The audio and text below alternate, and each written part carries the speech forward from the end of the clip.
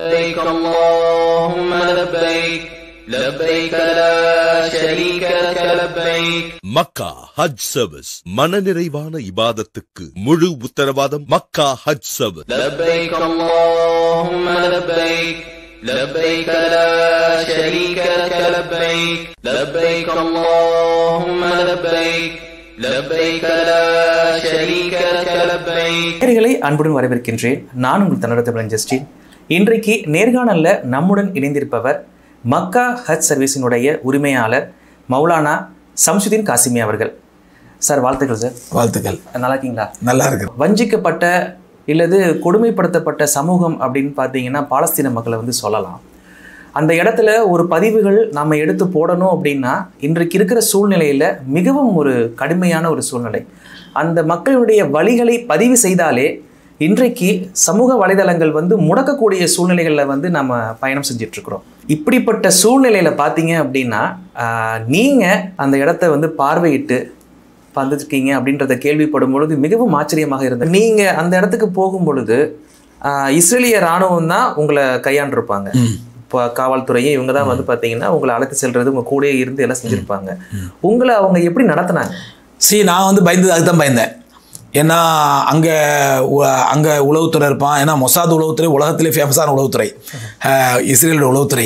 அவன் எல்லாத்த பற்றி நான் யூடியூப்பில் ஹமாஸுக்கு ஆதரவாக பேசுகிறேன், ஹமாஸுக்கு ஆதரவாக பதிவு விடுறேன், இஸ்ரேலை திட்டுறேன், இஸ்ரேல் பண்ண அநியாயங்களாக வெளியே கொண்டுறேன், இதெல்லாம் அவனுக்கு தெரிஞ்சிருக்கும். ஸோ அவனால் என் ஃபேமிலியை என்ன சொன்னாங்க, ரொம்ப கவனமாக போங்க.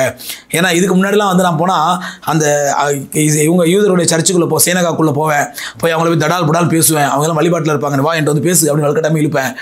இந்த மாதிரிலாம் பண்ணுவேன். என் ஒய்ஃப்லாம் அதெல்லாம் பார்த்துருக்காங்க. என் ஒய்ஃப் தயவுசெய்து இந்த மாதிரி அப்படிலாம் பண்ணாதீங்க, நீங்கள் பாட்டுக்கு போயிட்டு தொழுவு மட்டும் வச்சுட்டு அப்படி கண்டிப்பாக வந்துருங்க அப்படின்னு தயவுசெய்து அப்படிலாம் சொல்லி அனுப்பினாங்க. ஆனால் அங்கே எந்த விதமான டிஸ்டர்பன்ஸ் இல்லை, எங்களுக்கு எந்த விதமான டிஸ்டர்பன்ஸ் இல்லை. உங்களை எந்த என்கொயரி எந்த டிஸ்டர்பன்ஸ் எதுவுமே கிடையாது. எங்களை ஒரு ஃபாரின் டூரிஸ்டாக தான் பார்த்தாங்க. இது இன்னும் சொல்ல போனால் இதுக்கு முன்னாடி நான் இருக்கிறதுல 18-20 வருஷமாக நடத்திட்டு இருக்கிறேன்.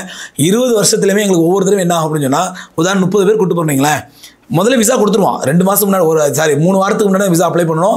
அவன் எல்லாத்தையும் கிராஸ் செக் பண்ணுவான். விசாவில் நிறைய டீலுக்கு இப்போ நீங்கள் வரீங்கன்னு வச்சுக்கலாம், உங்கள் பேர் என்ன ஜஸ்டின், உங்கள் அப்பா பேர் என்ன, உங்கள் தாத்தா பேர் என்ன, தாத்தானா அம்மாவுடைய அப்பா பேர் என்ன, அப்பாவுடைய அப்பா பேர் என்ன, இதெல்லாம் கேட்பான்.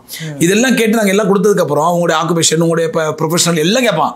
இதெல்லாம் கொடுத்ததுக்கப்புறம் அவனுக்கு தேவைப்பட்ட இஸ்ரேலேருந்து உங்களுக்கு ஃபோன் வரும், இல்லை மெயில் வரும். நாங்கள் இஸ்ரேல் எம்பசிலேருந்து பேசுகிறோம், உங்களுக்கு உங்களை பற்றி கொஞ்சம் டீட்டெயில் சொல்லுங்கள், உங்கள் அப்பா அம்மாலாம் சொல்லுங்கள், நீங்கள் சொல்கிறதையும் நாங்கள் சொல்கிறதையும் கரெக்டானு பார்ப்பான். ஸோ இப்படிலாம் பார்த்தா விசா அப்ரூவல் பண்ணுவான். அந்த விசா அப்ரூவல் பண்ணவங்க மட்டும்தான் பார்டருக்கு போக முடியும், இமிகிரேஷனுக்கு.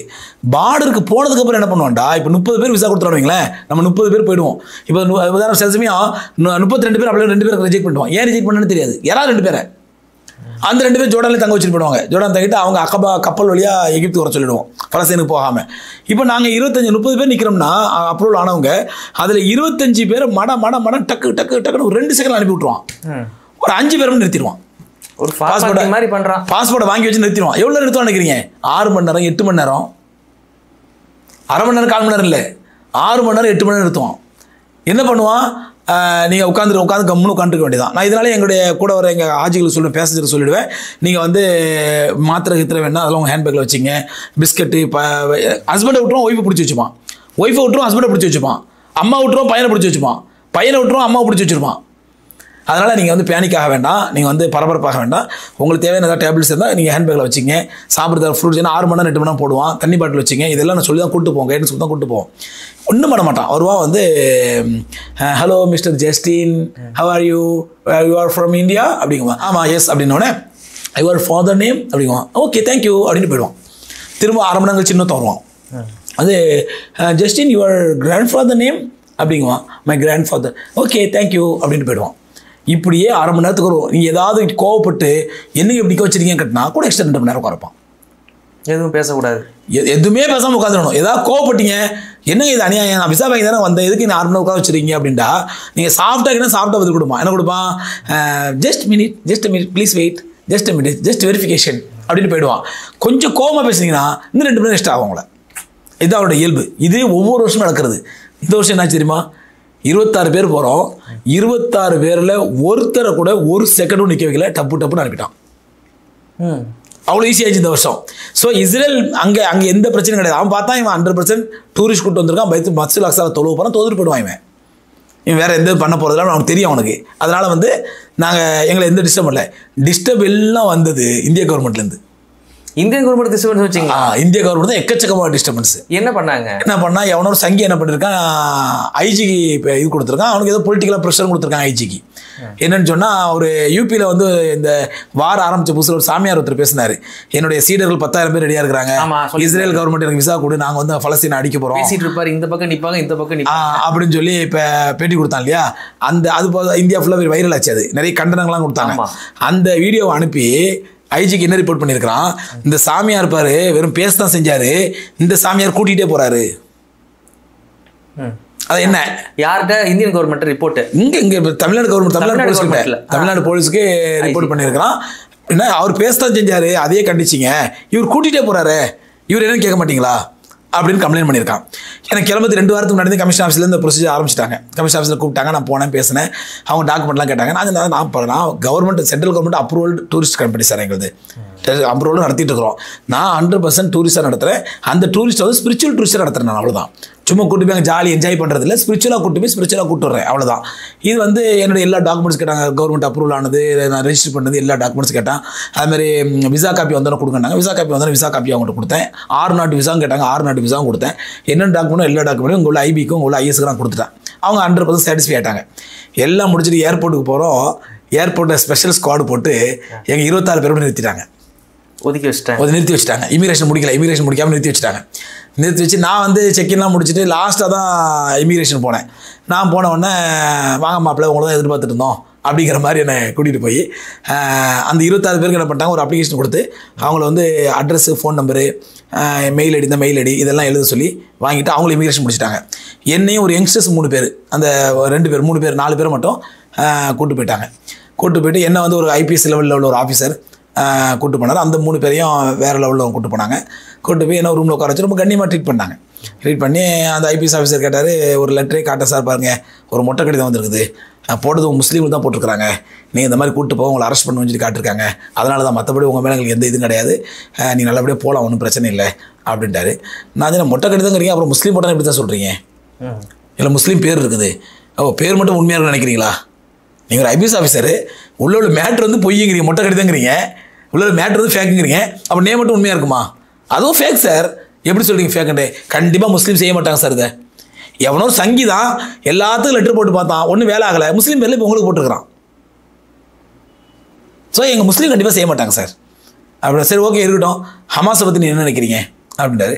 சார் ஹமாஸை பற்றி நான் நினைக்கிறது ஒன்றும் கிடையாது, என்னோட யூடியூப் சேனல் போய் பாருங்கள், அது உலகம் பூரா பார்த்துட்டு யூடியூப் சேனலில், அதில் ஹமாஸை பற்றி 100% நான் ஆதரவு அளித்து பேசுகிறேன், ஹமாஸ் சப்போர்ட்டாக பேசுகிறேன். இதுதான் நிலைப்பாடு. இது தனியாக அவங்கள்ட்ட ஒன்றும் சொல்ல புதுசாக மறைக்கலாம் போகிறதில்ல. என்னுடைய நிலைப்பாடு ஹமாஸுக்கு ஆதரவு. ஏன் அவங்களுக்கு ஹமாஸ் ஆதரிக்கிறீங்க? அவங்க ஃப்ரீடம் ஃபைட்டர்ஸ். அவங்க தங்களுடைய சொந்த நாட்டை மீட்பதற்காக, தங்களுடைய சொந்த பைத்துல் முகத்தஸை, உலக முஸ்லீம்கள் அத்தனை பேருக்கும் சொந்தமான பைத்துல் முகத்தஸை மீட்பதற்காக போராடக்கூடிய போராளிகள், அவங்க சுதந்திர போராளிகள். இஸ்ரேல் ஆக்கிரமிச்சு வச்சிருக்கிறான், ஆக்கிரமிப்பு பூமியை மீட்டு போராடி மீட்க வேண்டும் என்பதற்காக போராடக்கூடிய போராளிகள். அவங்களை எப்படி சார் நாங்கள் சப்போர்ட் பண்ணாமல் இருக்க முடியும் அப்படின்னு? இல்லை அவங்க மிலிட்டண்ட்டாக இருக்காங்களே, தப்பு இல்லையா இது? நீங்கள் ஜனநாயக ரீதியாக ஆர்ப்பாட்டம் போராட்டம் பண்ணால் பரவாயில்ல, மிலிட்டண்ட்டாக இருக்கீங்களே, அவங்களை எப்படி நம்ம போராட்டம் ஏற்றுக்க முடியும்? நேதாஜி சுபாஷ் சந்திர போஸ் கூட தான் மிலிட்டண்ட்டு, இந்திய சுதந்திரத்துக்காண்டி போராடினாரு. நீங்கள் அவரை தீவிரவாதம் சொல்லிங்களா, இப்போ தேசியவாதின்னு சொல்லிங்களா, தீவிரவாதம் சொல்லிங்களா அவரை? அப்போ நேதாஜி சுபாஷ் சந்திர போஸ் போராளின்னு சொன்னால் ஹமாஸையும் போராளின்னு சொல்லுங்கள், ஹமாஸை தீவிரவாதின்னு சொன்னால் நேதாஜி சுபாஷ் சந்திர போஸ் தீவிரவாதின்னு சொல்லுங்கள். என்ன ஒரே வித்தியாசம், அவர் இந்தியாக்காண்டி போராடினாரு, அவங்க பலஸ்தீனுக்காண்டி போராடினாரு, அது ஒன்றும் வித்தியாசமே தவிர போராட்டம் மாதிரி 2 பேரும் ஒன்று தான். இவங்களும் மிலிட்டண்ட் தான், அவங்களும் மிலிட்டண்ட் தான். அப்படியே அவர் அமைதியாகிட்டு. அதுக்கு அடுத்த கேள்வி கேட்கல. அப்புறம் அடுத்து கேட்டார், முஸ்லீம் பிரதர்ஹுட்டை பற்றி என்ன நினைக்கிறீங்க? முஸ்லீம் பிரதர்ஹுட்ங்கிறது எஜிப்தில் உள்ள ஒரு அமைப்பு, அரபில் இஹ்வான் முஸ்லீம்னு சொல்லுவாங்க. அவங்கள பற்றி என்ன நினைக்கிறீங்க அப்படின்ட்டாரு. நான் எகிப்துக்கு பல தடவை இந்த குரூப்பில் ஒவ்வொரு தடவை போகும்போது எகிப்துக்கு போயிட்டு தான் வரேன் நான். ஸோ அந்த எகிப்துக்கு போகிற வழியில் என்னுடைய நிறைய இஹ்வான் முஸ்லீம் வந்து எனக்கு பழக்கம், அறிமுகமாக இருக்காங்க. அவங்களோட நான் பேசியிருக்கிறேன். இல்லை அவங்க கொள்கையை நீங்கள் ஏற்றுக்கிறீங்களா அப்படின்னாரு. 100% ஏற்றுக்கிறேன். இல்லை அவங்களும் வந்து நிறைய பாம்பெலாம் வைக்கிறாங்க, தீவிரவாத செயலாம் செய்கிறாங்களே அப்படின்னாரு. பாம்பு வைக்கிறாங்க, தீவிரவாத செய்யணும் எனக்கு தெரியாது சார். கான்செப்ட் அவங்க இஸ்லாமிய ஆட்சி நிறுவனம்னு நினைக்கிறாங்க, நானும் இஸ்லாமிய ஆட்சி நிறுவனம் நினைக்கிறேன். என்னோட நோக்கம் அதுதான், இஸ்லாமிய ஆட்சி வரும், உலகத்தில் உள்ள எல்லா பிரச்சனைகளுக்கும் தீர்வு இஸ்லாம் தான் அப்படின்னு நான் உறுதியாக இருக்கிறேன். இஸ்லாமிய ஆட்சி வந்தால் இந்தியாவில் ஊழல் ஒழியும், லஞ்சம் ஒழியும், அநியாயம் ஒழியும், கற்பழிப்பு ஒழியும், மதவாதம் ஒழியும், எல்லாம் ஒழியும். எல்லாம் அந்தந்த மக்கள் அவங்க மதத்தை கரெக்டாக ஃபாலோ பண்ணிட்டு இருக்கலாம், யாருக்கும் இந்த டிஸ்டர்பன்ஸ் இருக்காது, அதில் உறுதியாக இருக்கிறேன்.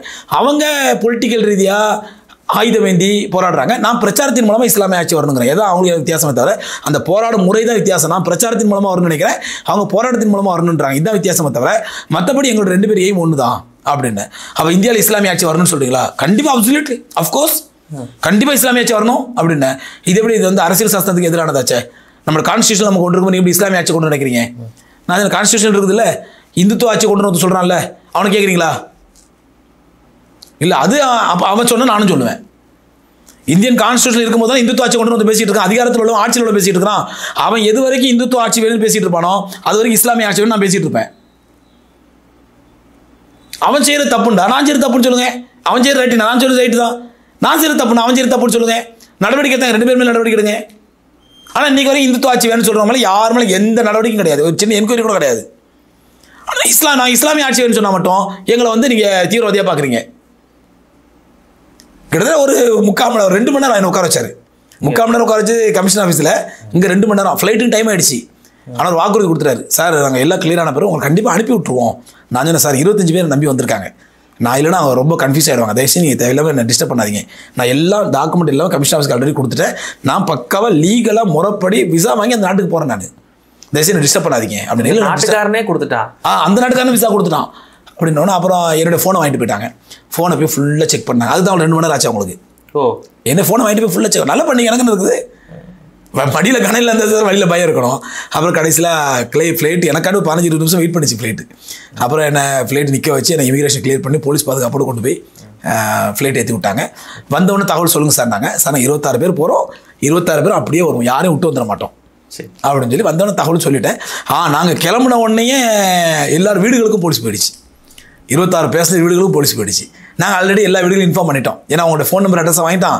கண்டிப்பாக 2-3 நாளில் போலீஸ் வரும், வந்தால் நீங்கள் பேனிக் ஆகணும், பயப்பட வேண்டாம், அங்கே போயிருக்காங்க, இவங்க கூட போயிருக்காங்க எப்படி சொல்லுங்கள், எந்த ஹோட்டலில் தங்குறாங்க, எத்தனை நாள் தங்குறாங்க அப்படிங்கிற ஏதாவது டீல் கேட்டப்போ என் மகன் நம்பரை கொடுத்துருங்க, ஏன்னா அவனுக்கு தான் எல்லாமே தெரியும், அவன் தான் அங்கே குரூப் ஆப்ரேட்டர், அவர் தான், நீங்கள் அவர் நம்பரை கொடுத்துருங்க அப்படின்னு சொல்லிட்டோம். அந்த மாதிரி எல்லா இடத்துலையும் போன இடத்துல அங்கே உட்கார டீ சாப்பிட்டு உட்கார வச்சு டீ கொடுத்து அவங்களுக்கு தகவலாம் கொடுத்து அனுப்பிட்டாங்க, சந்தோஷமாக போயிட்டாங்க. ஸோ இதுதான் நடந்தது. ஸோ அதனால் வந்து இஸ்ரேல் கவர்மெண்ட்டு எங்களுக்கு எந்த டிஸ்டர்பன்ஸுமே இல்லை, டிஸ்டர்பன்ஸ் இந்த கவர்மெண்ட்டில் தான். 24 மணி நேரமும் ஒரு தீவிரவாத நோக்கத்தோடையே அணுகிறதுன்றது எப்படி ஏத்துக்கிறீங்க? நீங்க அதுக்கு ப்ரிப்பேர்ட் ஆயிட்டீங்க, அது ஒரு பக்கம் இருந்தாலும் உங்களுக்கு தோணலையா, என்னப்பா நம்மள ஒரு தீவிரவாத நோக்கத்தோடய பாக்குறாங்க அப்படின்ற மாதிரி உங்களுக்கு எதுவும் தோணும்? சார், அவங்க ஆரம்பத்தில் அவ்வளோ வேதனை போட்டுனாங்க. ஒரே ஒரு சம்பவம் சொல்கிறேன். நான் ஒரு முறை திருச்சிலேருந்து சென்னைக்கு வர்றேன். திருச்சிலேருந்து சென்னைக்கு வரதுக்கு ராக்ஃபோர்ட் எக்ஸ்பிரஸில் டிக்கெட் புக் பண்ணியிருக்கிறேன். நான் திருச்சி ஸ்டேஷனில் ட்ரெயின் கிளம்புறது 20-25 நிமிஷம் இருக்குது. நான் ஏறுறேன். அந்த 6 சீட்லேயும் தமிழ்நாட்டுடைய உயர் ஜாதி, இந்தியாவோட உயர் ஜாதி மக்கள் 4 பேர் உட்காந்துருக்காங்க. பிராமின்ஸ் 4 பேர் உட்காந்துருக்காங்க. உட்காந்தோன்னே நான் என் சூட்கேஸை கொண்டு போய் என் சீட்டில் போய் உட்காந்த உடனே என்ன 4 பேரும் அப்படியே ஒரு மாதிரி பார்த்தாங்க. 4 பேரும் எனக்கு நடந்த அனுபவம் எக்ஸாம்பிள் சொல்கிறேன். 4 பேர் இப்படி பார்த்தாங்க. பார்த்துட்டு அவங்க ஏதோ பேசிக்கிட்டு இருந்தாங்க. என்னை பார்த்தோன்னா அப்படியே ஸ்டன்னை அப்படியே வச்சுட்டு நான் போய் சீட்டில் என் சூட்கேஸை வச்சுட்டு நான் சீட்டில் உட்காந்துட்டேன். உட்காந்த பிறகு பார்க்குறேன், பக்கத்தில் பழ வண்டி நிற்கிது. அந்த ஏசி ஏசி கோச்சு கிளாஸ்லேயே பார்க்குறேன், பழ வண்டி நிற்கிது. சரி, இதை பழ வேண்டலாம்னு சொல்லி என்ன பண்ணேன், டக்குனு சூட்கேஸை வச்சுட்டு நான் மட்டும் எழுந்திரிக்கிறேன். எழுந்திரிச்ச உடனே அதில் ஒரு சொல்கிறாரு, ஐயா சூட்கேஸை எடுத்துகிட்டே போங்களேன், பயப்படுறாங்க அப்படின்ட்டாரு. நான் எடுத்து பதில் கொடுத்தேன் அவருக்கு. அவ்வளோ மனவேதனை. என்ன தான் பதில் கொடுத்தேன், இல்லை சார் இங்கே வெடிக்காது, அரியலூர் தாண்டி வெடிக்கிற மாதிரி தான் செட் பண்ணியிருக்கிறேன். சரி சரி சொல்லுங்க. நான் எவ்வளோ மனவேதனை அந்த வார்த்தை சொல்லியிருப்பேன். இல்லை, அதாவது சிரிப்பு வந்தாலும் என்ன நான் இப்படியே சொன்னேன், சார் இங்கே வெடிக்காது சார், அரியலூர் தாண்டோட தான் வெடிக்கிற மாதிரி தான் செட் பண்ணியிருக்கிறேன், அதனால் இப்போ வெடிக்காது, பயப்பட வேண்டாம் அப்படின்னு விரும்பி இறங்கிட்டேன். இறங்கி நான் அங்கே போய் அந்த பழம் வாங்கி நிற்கிறேன். இவங்க அந்த கண்ணாடி வழியாக பார்த்து இவர் உண்மையிலே சொல்லிட்டு போகிறானா, இவன் உண்மையிலே தீவிரவாதியா இல்லை விளையாட்டு சொல்லிட்டு போகிறானா, என்னையே பார்த்துட்டு 4 பேர் அந்த கண்ணாடியில். ஸோ இதுதான் இந்திய முஸ்லீமோட இந்த மனநிலை. நாங்கள் அதை வந்து ஒரு காலத்தில் வந்து வேதனைப்பட்டோம், கஷ்டப்பட்டோம். இப்போ நான் சொல்லிட்டு போடா அப்படிங்கிற மனநிலைக்கு ஆளாயிட்டோம். இதே மனநிலை தான் அங்கே பாலஸ்தீன் மக்கள். ஒன்றும் இல்லை, நான் ஒரு 4 வருஷத்துக்கு முன்னாடி பாலஸ்தீன் போகும்போது இதே மாதிரி ஒரு 6 மணி நேரம் நிற்க வச்சுட்டாங்களே. நிற்க வச்சு தண்ணி இல்லாமல் வெண்ணி இல்லாமல் ரொம்ப அவஸ்தைப்பட்டு தாகத்தோட பசியோட போய் எல்லாம் கிளியராகி பஸ்ஸில் ஏறுறோம். அங்கே கைடு வந்திருக்காரு, பாலஸ்தீன் கைடு. வந்தோடனே ஹாய் அஸ்ஸலாமு அலைக்கும் அப்படின்னு சொல்லிட்டு எங்களை இன்ட்ரடியூஸ் பண்ணிவிட்டு ரொம்ப கஷ்டப்படுத்திட்டாங்களா அப்படின்னு கேட்டார். அப்போ 6 மணி நேரம் கஷ்டப்படுத்திட்டாங்க அப்படின்னேன். நீங்கள் 6 மணி நேரம் கஷ்டப்பட்டீங்க, நாங்கள் 60 வருஷமாக கஷ்டப்படுறோம். ஸோ இதுதான் அந்த மக்களுடைய மனநிலை. அதே மாதிரி எங்களுக்கு இந்திய முஸ்லீம்களுக்கு நீ என்ன தீவிரவாதம்னு சொல்லிட்டு போ, இப்போ நீ சொல்கிறதால எங்களுக்கு எதுவுமே ஆக போகிறதில்ல. என்ன ஆச்சு? நான் என்ன கேட்குறேன், இந்த தீவிரவாதி பட்டம் நீ கொடுத்ததா? எத்தனை வருஷம் ஆச்சு சார்? கோயம்புத்தூர் குண்டுவெடிப்பு நடந்தது 96 97 நடந்துச்சா? கிட்டத்தட்ட எக்ஸாக்டாக வருஷம் ஞாபகம் இல்லை, கிட்டத்தட்ட 30 வருஷம் ஆகிப்போச்சு. 25 வருஷத்துக்கு என்னுடைய இளமை பருவத்தில் அதை கேள்விப்படுறேன். என்னுடைய 20 வயசு 22 வயசில் தீவிரவாதி பட்டத்தை சுமத்தேன். நீ எனக்கு 55 வயசு ஆகிப்போச்சு, 30 வருஷமாக கேட்டுட்டு இருக்கேன் தீவிரவாதி பட்டம் சொல்லி. இதனால் எனக்கோ என் சமுதாயத்துக்கோ ஏதாவது பாதிப்பு வந்துச்சா? இல்லை என்னோட தீனுக்கு ஏதாவது, என்னோட மார்க்கத்துக்கு ஏதாவது பாதிப்பு வந்துச்சா? நாளுக்கு நாள் இஸ்லாத்தை ஏற்றுக்கிறது அதிகமாகிட்டே இருக்கிறாங்க. WT சென்டரை இடிச்சாங்க அமெரிக்காவில், அதோட அமெரிக்காவில் இஸ்லாம் அழிஞ்சிருந்தாங்க. ஆனால் ஸ்டாட்டிஸ்டிக் என்ன சொல்லுது? WTC இடிச்சதுக்கப்புறம் இஸ்லாம் அதிகமாக வளர்ந்துச்சு அப்படின்னு. அமெரிக்காவில் தாறுமாற இஸ்லாம் வளர்ந்துச்சு. நிறைய சர்ச்சுகளை பள்ளிவாசலாக மாற்றினாங்க, விலைக்கு வாங்கி பள்ளிவாசலாக மாற்றினாங்க. ஸோ இப்படி நடக்கும்போது அப்போ நான் எதுக்கு பயப்பட, எதுக்கு கவலைப்படணும்? சொல்லிட்டு போ சார். ஒரு ஆண் மகன் சார் 4 குழந்தை பெற்றிருக்கான், 3 பொண்டாட்டி வச்சு வாழ்ந்துட்டு இருக்கான். அவனை பார்த்து ஒருத்தர் ரோட்டில் போகிற பொட்டை சொல்கிறான், வருத்தப்படுவானா? ஒப்பனா கேட்குறேன். 3 பொண்டாட்டி இருக்குது, 7 குழந்தைங்க இருக்குதுடா, என்னவா சொல்ல கத்திட்டு போ, நாய் கத்துன்னு போயிட்டே இருப்பான் பாட்டுக்கு. அந்த மனநிலை தான் நீ முஸ்லீம் இந்தியாவில் இருக்கிறாங்க. அதனால் என்னதான் தீவிரவாதம் சொல்லு, நாங்கள் அதை பற்றி கவலைப்பட போகிறதில்ல. என்ன எங்களுக்கு மாதிரி டிஸ்டர்பன்ஸ் வரும்? அதுக்கு இன்னொன்று விஷயம் தெரியுமா? என்னை விசாரிச்சார் அந்த IPS ஆஃபீஸரு. நான் மக்காப்பள்ளி IAS அகாடமி நடத்திக்கிட்டு இருந்தேன். சரிங்க. அதில் டீச்சராக இருந்தவர். அதில் இதாக ஃபேக்கல்ட்டியாக வந்தவர் அவர் அப்புறம் படித்து IPS ஆகிட்டார் அவர். எனக்கு நான் அவர் எங்கே பார்த்த போகிறது பதவி யோசிச்சுட்டே இருக்கிறேன். லாஸ்ட்டாக கேட்குறாரு, மோலானா எனக்கு தெரியுதா அப்படின்றாரு. இல்லைங்களா, பார்த்த மாதிரி ஞாபகம் இருக்குது, நான் உங்கள் IAS அகாடமியில் ஃபேக்கல்ட்டியாக வந்தேன், ஞாபகம் இருக்குது அப்படின்னா அப்புறம் IPS ஆகிட்டு இருக்காரு. ஸோ அந்த மாதிரி மென்டாலிட்டியில் உள்ளவங்க எப்படி எங்களுக்கு தீங்களுக்கு நினைப்பாங்க? உண்மையை புரிஞ்சுக்கிறாங்க. இது வந்து பொய்யான பிரச்சாரம், பொய்யான லெட்டர் அவங்களுக்கே தெரியுது. அவங்க ஃபார்மாலிட்டிக்கு என்னென்ன கருத்துக்கு எல்லாத்தையும் கேட்டு வாங்கி ரிப்போர்ட் போட்டு அனுப்புகிறாங்க, அவ்வளோதான். என்னோட ஃபோனை பூரா செக் பண்ணோம்னால செக் பண்ணிட்டாங்க, முடிஞ்சு போச்சு. ஸோ இதான் நடந்துச்சு. பைத்துல் முகத்தஸ் அந்த இடத்துல இருந்து நீங்கள் போட்டிருந்த பதிவுகளை நம்ம வந்து பார்த்துருந்தோம். ரொம்ப ஒரு மெய்சிலுக்கு வண்ணமாக இருந்தது. எப்படி இவர் போனார் அப்படின்ற ஒரு மிகப்பெரிய ஒரு கேள்விக்குறி, இவ்வளோ கட்டுப்பாடுகள், அதுவும் இப்போ போர் சூழல் வந்து நடந்துட்டு இருக்கிற சமயத்தில் இது எப்படி சாத்தியப்படுது அஜித்துங்க? ஒன்றுமே எங்களுக்கு குழப்பமாக இருக்குது. இதற்கு ஆக்சுவலாக எப்படி அனுமதி கிடைச்சது? ஆக்சுவலாக நான் முதல்ல ஒரு விஷயத்தை சொல்லிடுறேன். இந்த பலஸ்தீன் பிரச்சனை ஆரம்பித்த உடனே நிறைய பேர் புத்தகங்களை பார்த்துக்கிட்டோம், அல்லது நெட்டில் உள்ள செய்திகளை போட்டோம், இன்டர்நெட்டில் உள்ளதையும் எடுத்து தகவல் எடுத்து கொடுத்துக்கிட்டு இருந்தாங்க. இப்போதான் என்னுடைய இயல்பு, அது என்னுடைய இறைவனுக்கு இயல்பாக கொடுத்த இயல்பு என்னென்னா, எந்த ஒரு விஷயத்தையும் நேரில் போய் பார்த்து அதை புரிஞ்சிக்கணும் அப்படிங்கிற ஒரு இயல்பு உடையவன். அந்த அடிப்படையில் 2002 வந்து குஜராத் கலவரம் நடந்தப்போ நான் அப்போ ஹஜ்ஜில் இருந்தேன். ஹஜ்ஜிலேருந்து February 4 வந்து இறங்குறேன். குஜராத் 2 கலவரம் அங்கே ஆரம்பிக்குது. உடனே ஹஜ்ஜிலேருந்து வந்த உடனேயே அந்த குஜராத் கலவரம் நடந்த இடத்துக்கு நேரில் போனேன் 2002. அப்போது அங்கே போய் நேரில் போய் கலவரங்களை பார்த்த பிறகு தான் சில மீடியாக்கள் சொல்றதெல்லாம் பொய், உண்மையான நிலவரம் என்னங்கிறது நமக்கு வந்து சில விஷயம் தெரிய வந்துச்சு. அதுக்கப்புறம் இந்த ரோஹிங்கியா பிரச்சனை வந்துச்சு இல்லையா? அதாவது இப்போ பர்மாலேருந்து முஸ்லீம்கள் அடித்து விரட்டப்பட்டாங்க, கொல்லப்பட்டாங்க. நம்ம சோஷியல் மீடியா போகலாம். அப்போ ரோஹிங்கியாவுக்கு நேரில் போயிட்டு வந்தேன். நேரில் போய் அந்த மக்களோட நிலைமை என்ன, அவங்களுக்கு என்ன தேவை அப்படின்னு பார்த்துருந்து எங்களால் முடிஞ்ச உதவிகளை செஞ்சோம். அந்த மாதிரி தான் இப்போ பலஸ்தீனுக்கு பிரச்சனை ஆரம்பித்த உடனே நிறைய பேர் அவங்க புத்தகங்களை படித்தது, நெட்டில் படித்தது, அதெல்லாம் வச்சு கதை கற்பனை எல்லாம் கலந்து சொல்லிக்கிட்டு இருந்தாங்க. அதில் சில விஷயங்கள் பார்த்திங்கன்னா, அந்த நெட்டில் அவங்க எதை பார்க்குறாங்களோ அதெல்லாம் வந்து யூதர்களால் உருவாக்கப்பட்ட நெட்டு, யூதர்களால் உருவாக்கப்பட்ட அந்த வலைதளத்தில் போய் அங்கேருந்து தகவல் எடுத்துகிட்டு வந்து என்ன இவங்க சொல்கிற மாதிரி சொல்லிக்கிட்டு இருந்தாங்க நிறைய பேர், முஸ்லீம்களே கூட. அது யூதர்களுடைய வலைதளம் தெரியாமல். அப்போ நான் இது என்னோட இந்த ப்ரோக்ராம்ங்கிறது வந்து போருக்கு முன்னாடி நான் பிளான் பண்ணது. போருக்கு முன்னாடி December 2 போகணும் அப்படிங்கிறத நான் பிளான் பண்ணி அதுக்காண்டி குரூப்லாம் சேர்த்து கிட்டத்தட்ட 50 பேர் சேர்ந்து ரெடியாக இருந்தோம். பட் இடையில அக்டோபரில் போர் ஆரம்பிச்சிருச்சு. ஆரம்பித்தோன்னே முதல் ஒரு 3 வாரம் வந்து அவங்க விசாவை நிறுத்தி வச்சுருந்தாங்க. ஆக்சுவலாக பலஸ்தீன் போகிறதுக்கு வந்து 2 பார்டரு.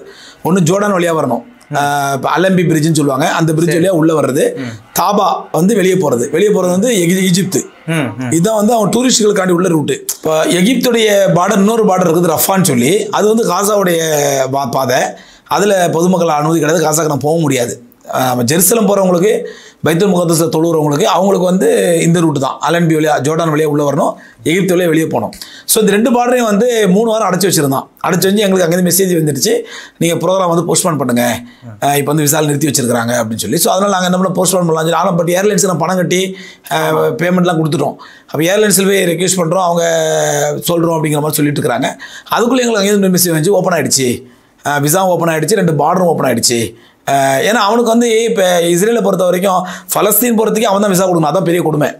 அதாவது நம்ம இந்தியா வர்றதுக்கு ஒருத்தன் பாகிஸ்தான் தான் விசா வாங்கினா எவ்வளோ கொடுமை அது. அவன் ஸ்ரீலங்கா போனாக்கா இந்தியா தான் விசா வாங்கிட்டு போனால் என்ன கொடுமை அது. அந்த மாதிரி பலஸ்தீனில் உலகத்தில் எங்கேயுமே இல்லாத கொடுமை. பலஸ்தீன் மொத்த பார்டரை பிடிச்சிட்டான் அவன். நடுவில் பலஸ்தீன் மாட்டி சின்ன ஏரியா மொத்த பார்டரையும் பிடிச்சிட்டு பலஸ்தீனுக்குள்ளே நீங்கள் போனாக்கா இஸ்ரேல் தான் விசா தரணும் அவன். அந்த மாதிரி உலகத்தில் எந்த நாட்டிலையுமே இல்லாத ஒரு பெரிய கொடுமை அவன். அவன் என்ன பண்ணுறான் அப்படின்னு சொன்னால் பலஸ்தீனுக்கு வர்ற மக்கள் மூலமாக அவனுக்கு வந்து நிறைய வந்து டூரிசமில் நிறைய இன்கம் இருக்குது, அவனுக்கு ரெவென்யூ இருக்குது. ஸோ அதனால் டூரிசம் ஒரு அளவுக்கு மேலே முடக்க முடியாது. ஸோ அதனால தான் என்ன பண்ணிட்டான், 3 வாரத்துக்கு அப்புறம் ஓப்பன் பண்ணிட்டான். ஸோ நாங்கள் விசா அப்ளை பண்ணோம், எங்களுக்கு விசா உடனே அப்ரூவல் ஆகிடுச்சு. அப்ரூவல் ஆகி நான் எல்லாருமே இறைவனுடைய உதவி எங்கள் மக்களுக்கு தைரியம் கொடுத்தேன். வர்ற மக்களும் யோசிச்சாங்க. என் கூட நான் தனியாக போலியே, என் கூட இருக்கிற 50 பேர் புக் பண்ணியிருக்கிறாங்க. ஸோ அவங்களாம் ரொம்ப யோசிக்க ஆரம்பிச்சிட்டாங்க, பயந்தாங்க. நான் தான் எல்லாத்துக்கும் தைரியம் கொடுத்தேன். தைரியமாக இருங்க, நான் 25 வருஷமாக பண்ணிட்டு இருக்கிறேன், இது 20-25 வருஷமாக இந்த மாதிரி பல முறை போர் நடக்கும் போது நான் போயிட்டு வந்திருக்கிறோம். ஸோ நமக்கு எந்த பாதிப்பு இருக்காது, நீங்கள் தைரியமாக வாங்க அப்படின்னு சொல்லி தைரியம் கொடுத்து கூட்டு போனேன். சில பேர் அந்த தைரியத்தை நம்பலை, சில பேர் நம்பினாங்க. நம்பினவங்க நம்ம கூட வந்துட்டாங்க. அவளை கண்ணியமாக கூட்டு போயிட்டு பத்திரமா கூட்டு போயிட்டு பத்திரமா கொண்டு வந்து ஒப்படைச்சிட்டோம். அங்கே போனதுக்கு அப்புறம் தான் தெரிஞ்சது, இந்த மீடியாக்கள் சொல்கிறது, மீடியாக்கள் வர்றதுல எல்லாமே வந்து 100க்கு 99% பொய், 99% பொய். ஏதோ 1% ஒரு சில மீடியாக்கள், நம்ம தமிழ் யூடியூபர்ஸ்லாம் ஒரு சில நல்லவங்க இருக்கிறாங்க, கரெக்டாக சில விஷயங்களை கரெக்டாக சொல்கிறாங்க. மற்றபடி பார்த்தா 99% வந்து 90% வைங்களேன், 90% வந்து பொய் தான் மீடியாக்கள் சொல்கிறது. அங்கே இவங்க சொல்கிற மாதிரி எதுவுமே அங்கே இல்லை. நான் பார்த்த வரைக்கும் பார்த்தா ஒரு நற்செய்தியை முஸ்லீம் மக்கள்லாம், உலக முஸ்லீம் எல்லாமே ஒரு மாதிரி இயங்கிட்டு இருக்கிறாங்க. இன்னொரு விஷயம் சொல்கிறேன், நாங்கள் அங்கே போய் உலகத்திலே நாங்கள் ஒரு குரூப் தான். அப்படி மொத்த ஹோல் வேர்ல்டுலேருந்து நாங்கள் ஒரே குரூப் தான். இன்னொரு குரூப், ஒரு சின்ன குரூப், மலேசியா கொஞ்சம் பேர் வந்திருந்தாங்க. மற்றபடி அது இல்லாட்டிருக்க மொத்த ஜெருசலம்லேயே ஃபாரின் வந்து நாங்கள் மட்டும் தான் தங்கணும். நான் மட்டும் தான் மொத்த ஜெருசலம்லேயே வந்து எல்லா ஹோட்டல்ஸும் காலி. ஒரு பொதுவாக வந்து நாங்களாம் மற்ற டைமில் போனால் ஜெருசலமில் ஹோட்டலே கிடைக்காது. ஜெருசலமில் ஹோட்டல் கிடைக்காம 18 கிலோமீட்டர் பெத்தலகம் அங்கே போய் தங்குவோம். பெத்தலகமில் தங்கிக்கிட்டு அங்கேருந்து நாங்கள் மஸ்ஜித் அக்ஸாக்கு வந்துட்டு போவோம். அந்த மாதிரி தான் பொதுவாக இருக்கும். ஆனால் இந்த தடவை ஜெருசலமில் எல்லா ஹோட்டலும் காலி. மொத்த ஜெருசலமில் இருந்த ஃபாரினர் டூர் வந்து எங்கள் ஒரு குரூப் மட்டும்தான், நாங்கள் மட்டும்தான். மொத்த பைத்துல் முகத்தஸும் காலியாக. அந்த வேதனையில் தான் நான் அங்கேருந்து ஒரு வீடியோ ஒன்று போட்டேன். இந்த மாதிரி பைத்துல் முகத்தஸ் வெறிச்சோடி கிடக்குது, மக்கள்லாம் பயப்படாதீங்க, தைரியமாக வாங்க. அங்குள்ள மக்கள்லாம் ஏங்குறாங்க. நீங்கள் உலக மக்கள் வந்துட்டு போயிருக்கிறது தான் எங்களுக்கு பாதுகாப்பு, நம்மளாம் போனால் தான் நம்மளாம் போனால் தான் அவங்களுக்கு பாதுகாப்பு. எங்களுக்கு வந்து ஒரு ஸ்பிரிச்சுவலாக எங்களுக்கு ஒரு பெரிய பூஸ்டாக இருக்குது, எங்களுக்கு வந்து பெரிய ஒரு சப்போர்ட்டாக இருக்குது, நீங்களாம் வந்து போயிருங்க அப்படின்னு சொல்லி அந்த மக்கள்லாம் ரொம்ப ஏங்குறாங்க. ஸோ இதுதான் அங்கே உள்ள நிலைமை. பட் இந்த காசா பிரச்சனையை பொறுத்த வரைக்கும் நம்ம அங்கே என்ன பார்த்தோம் அப்படின்னு சொன்னால், இந்த மீடியாக்கள் சொல்ல 90% போயின்னு சொன்னீங்களா, முஸ்லீம்கள், பலஸ்தீன் முஸ்லீம்கள் தே ஆர் வெரி ஹாப்பி, ரொம்ப சந்தோஷமாக இருக்கிறாங்க. நம்ம நினைக்கிற மாதிரி அழுதுகிட்டு ஒப்பாரி வச்சுக்கிட்டு கூப்பாடு போட்டுக்கிட்டு அழுதுகிட்டு அதெல்லாம் இல்லவே இல்லை. ஒரு குழந்தை இறக்குது, ஒருத்தர் குழந்தை இறக்கும்போது அழுக வரத்தான் செய்யும். மனுஷனுக்கு தான் கண்டிப்பாக அழுக வரும். அந்த அழுகையை பெருசாக போட்டு காசா மக்கள்லாம் அழுதுட்டு இருக்கிறாங்க. ஆனால் அந்த அழுகையை முடிச்சு அடுத்த செகண்ட் பார்த்தீங்கன்னா அவருடைய மனநிலை தெரியுமா, நான் பைத்துல் முகத்தஸ் இமாமுடைய வீட்டுக்கு போயிருந்தேன். தலைமை இமாம் ஷேக் அலி அல் அப்பாசி என்னுடைய ஃப்ரெண்டு. நான் அவரோட நடந்து வர வீடியோலாம் பார்த்துருப்பீங்க. அவர் வீட்டுக்கு கூப்பிட்டு போனார். டீ சாப்பிட்டுட்டு இருக்கும்போது அப்போ ஒரு முஸ்லீம் நான் இன்ட்ரடியூஸ் பண்ணுறாரு. இவர் வந்து காசா முஸ்லீம் தான். இப்போ 2 வாரத்துக்கு முன்னாடி இவருடைய 2 குழந்தைங்க இறந்து போச்சு. ஆஸ்பத்திரியில் அட்மிட் ஆயிருந்தப்போ ஆஸ்பத்திரி மேலே குண்டு போட்டான் இல்லையா, அதில் 2 குழந்தைங்க இறந்து போச்சு. அப்போ நான் அவரை பார்க்குறேன். அவரோட 2 வாரத்துக்கு முன்னாடி 2 குழந்தை இறந்து போச்சுக்கிறாங்க. அப்போ அவர் ஒரு வருத்தத்தோட சோகத்தோடு அவர் பார்க்குறேன். அவர் சிரிச்ச முகத்தோடு உட்காந்துருக்காரு கூலா. அப்போ நான் டக்குன்னு எழுந்திரிச்சு போய் அவர்கிட்ட கை கொடுத்துட்டு தைரியமாக இருங்க அப்படின்றேன். அவர் சொல்கிறாரு, நான் எதுக்கு தைரியமாக இருக்கணும், நான் சந்தோஷமாக இருக்கிறேன். ஆனால் மஸ்ரூர், அரபியில் சொல்கிறார் அவர், ஆனால் மஸ்ரூர் ஜித்தா லிமாதான ஹசிந்த், நான் எதுக்கு கவலைப்படணும், ஆனால் அல்ஹம்துலில்லாஹ் மஸ்ரூர் அப்படிங்கிறாரு. நான் அவர் சந்தோஷமாக இருக்குன்னு சொன்னோடனே நான் டக்குன்னு அவரை பார்க்குறேன். அவர் சொல்கிறாரு, என்னோட 2 குழந்தைங்களும் எனக்காக வேண்டி சீட் புக் பண்ணுறதுக்காக சொர்க்கத்துக்கு போயிருக்காங்க. அவர் சொல்கிறாரு, முக மலர்ச்சியோடு சொல்கிறாரு, என்னோட 2 குழந்தைங்களும் எனக்காக வேண்டி சீட் புக் பண்ணுறதுக்காக சொர்க்கத்துக்கு போயிருக்காங்க, நான் இதுக்கு வருத்தப்படணும், நான் சந்தோஷமாக இருக்கிறேன். ரெண்டாவது சொல்கிறாரு, ஆனால் அல்ஹம்துலில்லாஹ் பி தாக்கா, எனக்கு சக்தி இருக்குது, அடுத்து அல்லாஹ் நான் அடுத்த 2 வருஷம் 2 குழந்தை பெற்றுக்க போகிறேன், எனக்கு என்ன பிரச்சனை, இது பெரிய இழப்பெல்லாம் இல்லையே. இதெல்லாம் எந்த உலகத்தில் கேள்விப்பட்டிருக்கீங்களா இந்த வார்த்தைகள்லாம்? வாய்ப்பே இல்லை. எந்த உலகத்தில் இந்த வார்த்தை கேள்விப்பட சொல்கிறாரு, நான் எனக்கு நல்ல உடல் பலம் இருக்குது, அடுத்த 2 வருஷம் 2 குழந்தை பெற்றுக்க போகிறேன், இந்த 2 குழந்தை எனக்காண்டி சொர்க்கத்தில் டிக்கெட் புக் பண்ணுறதுக்காண்டி அல்லாட்ட போயிருக்கிறாங்க அப்படிங்கிறாரு. இந்த மனநிலை தான் ஒவ்வொரு முஸ்லீமோட மனநிலை அங்கே பார்த்ததாங்க. இதை பார்த்து எங்களுக்கு பெரிய பூஸ்ட் ஆச்சு, எங்களுக்கு பெரிய தைரியம் வந்துச்சு, பெரிய ஒரு எங்களுடைய ஈமானில் பெரிய உறுதி வந்துச்சு. இவரை பார்த்துட்டு இப்படிப்பட்ட மனிதர்கள் அப்படின்னா எல்லாம் அகசாலங்க எல்லாருமே அப்படி தான் இருக்கிறோம் அப்படின்னாங்க. அப்புறம் இன்னொரு சம்பவம் சொல்கிறோம். அதே நேரத்தில் இஸ்ரேலுடைய நிலைமை, இஸ்ரேல் மக்களுடைய நிலைமை, இஸ்ரேல் மக்கள் இன்னைக்கு 99% அப்படியே நான் நினைக்கிறேன் அவருடைய எம்பிக்களும் அவருடைய மினிஸ்டர்ஸ் வேணா பெஞ்சமின் நெத்தனியாவுக்கு சப்போர்ட்டாக இருக்கலாமே தவிர ஒட்டுமொத்த பப்ளிக்கும் நெத்தனியாவுக்கு எதிராக இருக்காங்க. இங்கேயாவது மோடிக்கு எதிராக இருந்துச்சுன்னா மோடி பாதி பேரை மத துவேஷத்தை உருவாக்கி கொஞ்சம் அவர் சப்போர்ட் ஆக்கி வச்சிருக்கலாம். ஆனால் அங்கே எந்த மத துவேஷம் கூட ஒன்றும் கிடையாது. ஒட்டுமொத்த இஸ்ரேல் மக்கள் பெஞ்சமின் நெத்தனியாவுக்கு எதிரானவர்கள், எதிராக இருக்கிறாங்க. மக்களுக்கு விரும்பல, கொஞ்சம் கூட விருப்பம் இல்லை. நான் 2-3 இஸ்ரேலியர்கள்ட்ட அவங்களுடைய அந்த இது சினகாகிறது பைத்துல் முகத்தஸை ஒட்டி வெளியில் அவங்களுடைய சினகாக சொல்லலாம். அது வீலிங் வால்னு சொல்லுவாங்க, யூடியூப்ல பாருங்க தெரியும். அதில் தான் அந்த செவத்தில் முட்டிட்டு அழுவாங்க. அதாவது அழுகை சுவர் வீலிங் வால்னு சொல்லுவாங்க, அழுகை சுவர். அந்த அதுக்குள்ளே நாங்கள் போவோம். அது உள்ளலாம் போய் எல்லாத்தையும் நான் எப்போவுமே போகும்போது இப்போ மற்றவங்களும் யோசிப்பாங்க இது உள்ள போடுவான்னு சொல்லி நான் உள்ளே போவேன், அவங்கள்ட்ட பேசுவேன், டிஸ்கஸ் பண்ணுவேன், இஸ்லாத்தை பற்றி டிஸ்கஸ் பண்ணுவேன், அவங்க மதத்தை பற்றி டிஸ்கஸ் பண்ணுவேன், அதெல்லாம் பல தடவை பண்ணுவேன். அது மாதிரி இப்போ நான் போய் அங்கே 2-3 யூதர்கள்ட்ட அங்கே வழிபாடு நடத்தி 2-3 யூதர்கள்ட்ட நான் கேட்குறேன், அவங்க சில பேர் தான் இங்கிலீஷ் தெரியும், எல்லாத்தையும் இங்கிலீஷ் ஹீப்ரு தான் பேசுவாங்க அவங்க. அப்போ எனக்கு தெரிஞ்ச ஓரளவு இங்கிலீஷில் அவங்கள்ட்ட வந்து எப்படி உங்கள் நாட்டு நிலைமை எப்படி இருக்குது அப்படின்னா வெரி சேட் அப்படிங்கிறாங்க, வெரி சேட் அப்படிங்கிறாங்க. இப்போ நான் சொன்னேன் how did you talking about the war, இந்த வாரை பற்றி நீங்கள் எப்படி நினைக்கிறீங்க? இது வந்து எங்களுடைய இன்னசென்ட் குழந்தைகளை கொல்றது வந்து இது வந்து ஒரு போர் தர்மத்தில் உள்ளதா? It is war ethics of war அப்படின்னு கேட்குறேன் அவங்கள்ட்ட. இன்னசென்ட் குழந்தைகளை கொல்றது இட் இஸ் வார் எத்திக்ஸ் அப்படிங்கிறேன். அந்த முகத்தை பார்த்தீங்கன்னா அப்படி டக்குன்னு ஒரு குற்ற உணர்வோட அப்படி முகத்தை கீழே போட்டுறாங்க. அவங்கள பதில் சொல்ல முடியாமல் எவனோ செஞ்ச குற்றத்துக்கு நான் பதில் சொல்லணுமா அப்படிங்கிறதுக்காண்டி டக்குன்னு முகத்தை கீழே போட்டாங்க. அவங்க ஒரு வார்த்தையாவது என்ன நீங்கள் இப்படி கேட்குறீங்க, அம்மா செஞ்சு சரியா, அவங்க மட்டும் எங்களை கொண்டாங்கல்ல, அவங்க மட்டும் எங்கள் அவங்களை கடத்திட்டு போனாங்கல்ல, இப்படி தான் கேட்கலாம்ல எதிர்கேள்வி. நான் அவங்கள்ட்ட கேட்குறேன், இது வந்து வார் எத்திக்ஸில் உள்ளதா, வார் போர் தர்மத்தில் உள்ளதா, பச்சிலம் குழந்தைகளை கொள்வது இது எந்த போர் தர்மத்தில் உள்ளது அப்படின்னு கேட்குறேன். 3 பேர் 4 பேர் இந்த கேள்வியை கேட்டேன். நான் 4 பேர்ட்டு நான் பார்த்தது அந்த கேள்வி கேட்டவுடனே முகத்தில் ஒரு விதமான குற்ற உணர்வு வந்து அப்படி தலைக்கீழ போட்டாங்க. இது சினகாகுள்ளே நடந்தது. சினகாகுள்ளே வர்றவன் கொஞ்சம் யூத வழிபாட்டில் உள்ளவன், கொஞ்சம் ஸ்பிரிச்சுவலாக கொஞ்சம் ஈடுபாடு உள்ளவன். அதனால் அந்த ஸ்பிரிச்சுவல் மென்டாலிட்டினால அவன் மனசு அப்படி யாருக்கும் சொல்லலாம். அதுக்கப்புறம் டெட்சிக்கு போகிறோம். டெட்சிங்கிறது வந்து ஒரு டூரிஸ்ட் ஸ்பாட் ஆஃப் இஸ்ரேல். அந்த பக்கம் ஜோர்டான், இந்த பக்கம் இஸ்ரேல், அதாவது ஆக்குபைடு இஸ்ரேல், பலஸ்தீனத்தை ஆக்குபைடு பண்ண இஸ்ரேலுடைய ஒரு பகுதியாக டெட்சி வச்சிருக்கான். டெட்சி ஓரத்தில் ஃபுல்லாக பெரிய 5 ஸ்டார் உள்ள கட்டி கொடுத்துருவோம். உலகத்தில் உள்ள எல்லா ஃபாரினர்ஸும் அங்கே வருவாங்க. ஏன்னா அந்த டெட்சியோடைய ஸ்பெஷாலிட்டி நடக்கா, எந்த கடலில் விழுந்தாலும் நீங்கள் மக்கள் மனசை மூழ்கிடுவான், அதில் மட்டும் மிதப்பான், அப்படியே ஃப்ளோட்டிங் ஆவான். அதெல்லாம் என்ன பண்ணுவாங்க, ஒரு ஸ்பாஞ்ச் பெட்டை போட்டு அந்த தண்ணிக்கு மேலே அப்படி படுத்து கிடப்பாங்க. படுத்து கிடந்து பேப்பர் படிச்சுட்டு இருப்பாங்க, அதெல்லாம் பண்ணுவாங்க, பாட்டு கேட்டுட்டு இருப்பாங்க, அந்த மாதிரி பண்ணுவாங்க. அது இல்லாமல் அந்த டெட்சியில் வந்து மெக்னீஷியம் நிறைய இருக்குது, மெக்னீஷியம் சத்து. அதனால் என்ன பண்ணுவாங்கன்னா அந்த கடற்கரை ஓரத்தில் ஃபுல்லாக அந்த ஃபாரினர்ஸ் அவங்க ஸ்டைலில் அந்த 2 பீஸை போட்டுக்கிட்டு அந்த டெட்சியுடைய மெக்னீஷியம் அந்த மேடை புறத்தை உடம்புல தடவிக்கிட்டு அப்படியே சன்பாத் மாதிரி அவங்க மேடு மாதிரி பண்ணிட்டு இருப்பாங்க. ஸோ அதுக்கான டூரிஸ்ட் நிறைய வருவாங்க. பட் இந்த டைம் டூரிஸ்ட் யாருமே இல்லைங்க, ரொம்ப டெட்சி ரொம்ப காலியாக இருந்துச்சு. அப்போ நாங்கள் டெட்சியில் போய் பார்த்துட்டு சுற்றி பார்த்துட்டு வரும்போது ஒரு 2 கப்பல் உட்காந்துருந்தாங்க. ஒரு வயசானவங்க, மேபி ஒரே ஃபேமிலி நினைக்கிறேன், ஒரு வயசான கப்பல், ஒரு யங் கப்பல், 2 பேர் உட்காந்துருந்தாங்க. அப்போ நான் அவங்களோட வாலிட்டர் போய் வேற ஃப்ரம் அப்படின்னேன். எந்த நாட்டுக்காரனா? வி ஆர் ஃப்ரம் இஸ்ரேல் அப்படின்னாங்க. ஓ இஸ்ரேல், விச் ஏரியா அப்படின்னா, நாட் த வார் ஏரியா, அந்த வார் ஏரியா பேரை சொல்லி பீர்ஷேவான்னு சொல்லுவாங்க. பீர்ஷேவான்னு ஏரியா பேரை சொல்லி அது வந்து காசாக்கு பக்கத்தில் இருக்குது. ஸோ பீர்ஷேவா வார் ஏரியா. ஸோ அதனால் நாங்கள் அங்கேருந்து வந்து இங்கே ஹோட்டலில் கொஞ்சம் வசதியான பொறுத்தது ஹோட்டலில் தங்கியிருக்கிறோம் அப்படிங்கிறாங்க. கொஞ்சம் சொஃபிஸ்டிகேட்டடாக இருக்காங்க, கொஞ்சம் லக்ஸுரியாக வாழ்க்கை வாழ்றவங்க அந்த 5 ஸ்டார் ஹோட்டல் தங்கியிருக்காங்க. டெட்சி ஒருத்தர் அந்த அங்கே வார் நடந்ததுனால பயந்து போய் இங்கே வந்து தங்கியிருக்காங்க இஸ்ரேல்காரங்களே. அப்போ நான் அவர்கிட்ட அதே வார்த்தை கேட்குறேன், what is your thought of this war அப்படின்னு கேட்குறேன். வெரி சேட்டி அப்படிங்கிறாரு.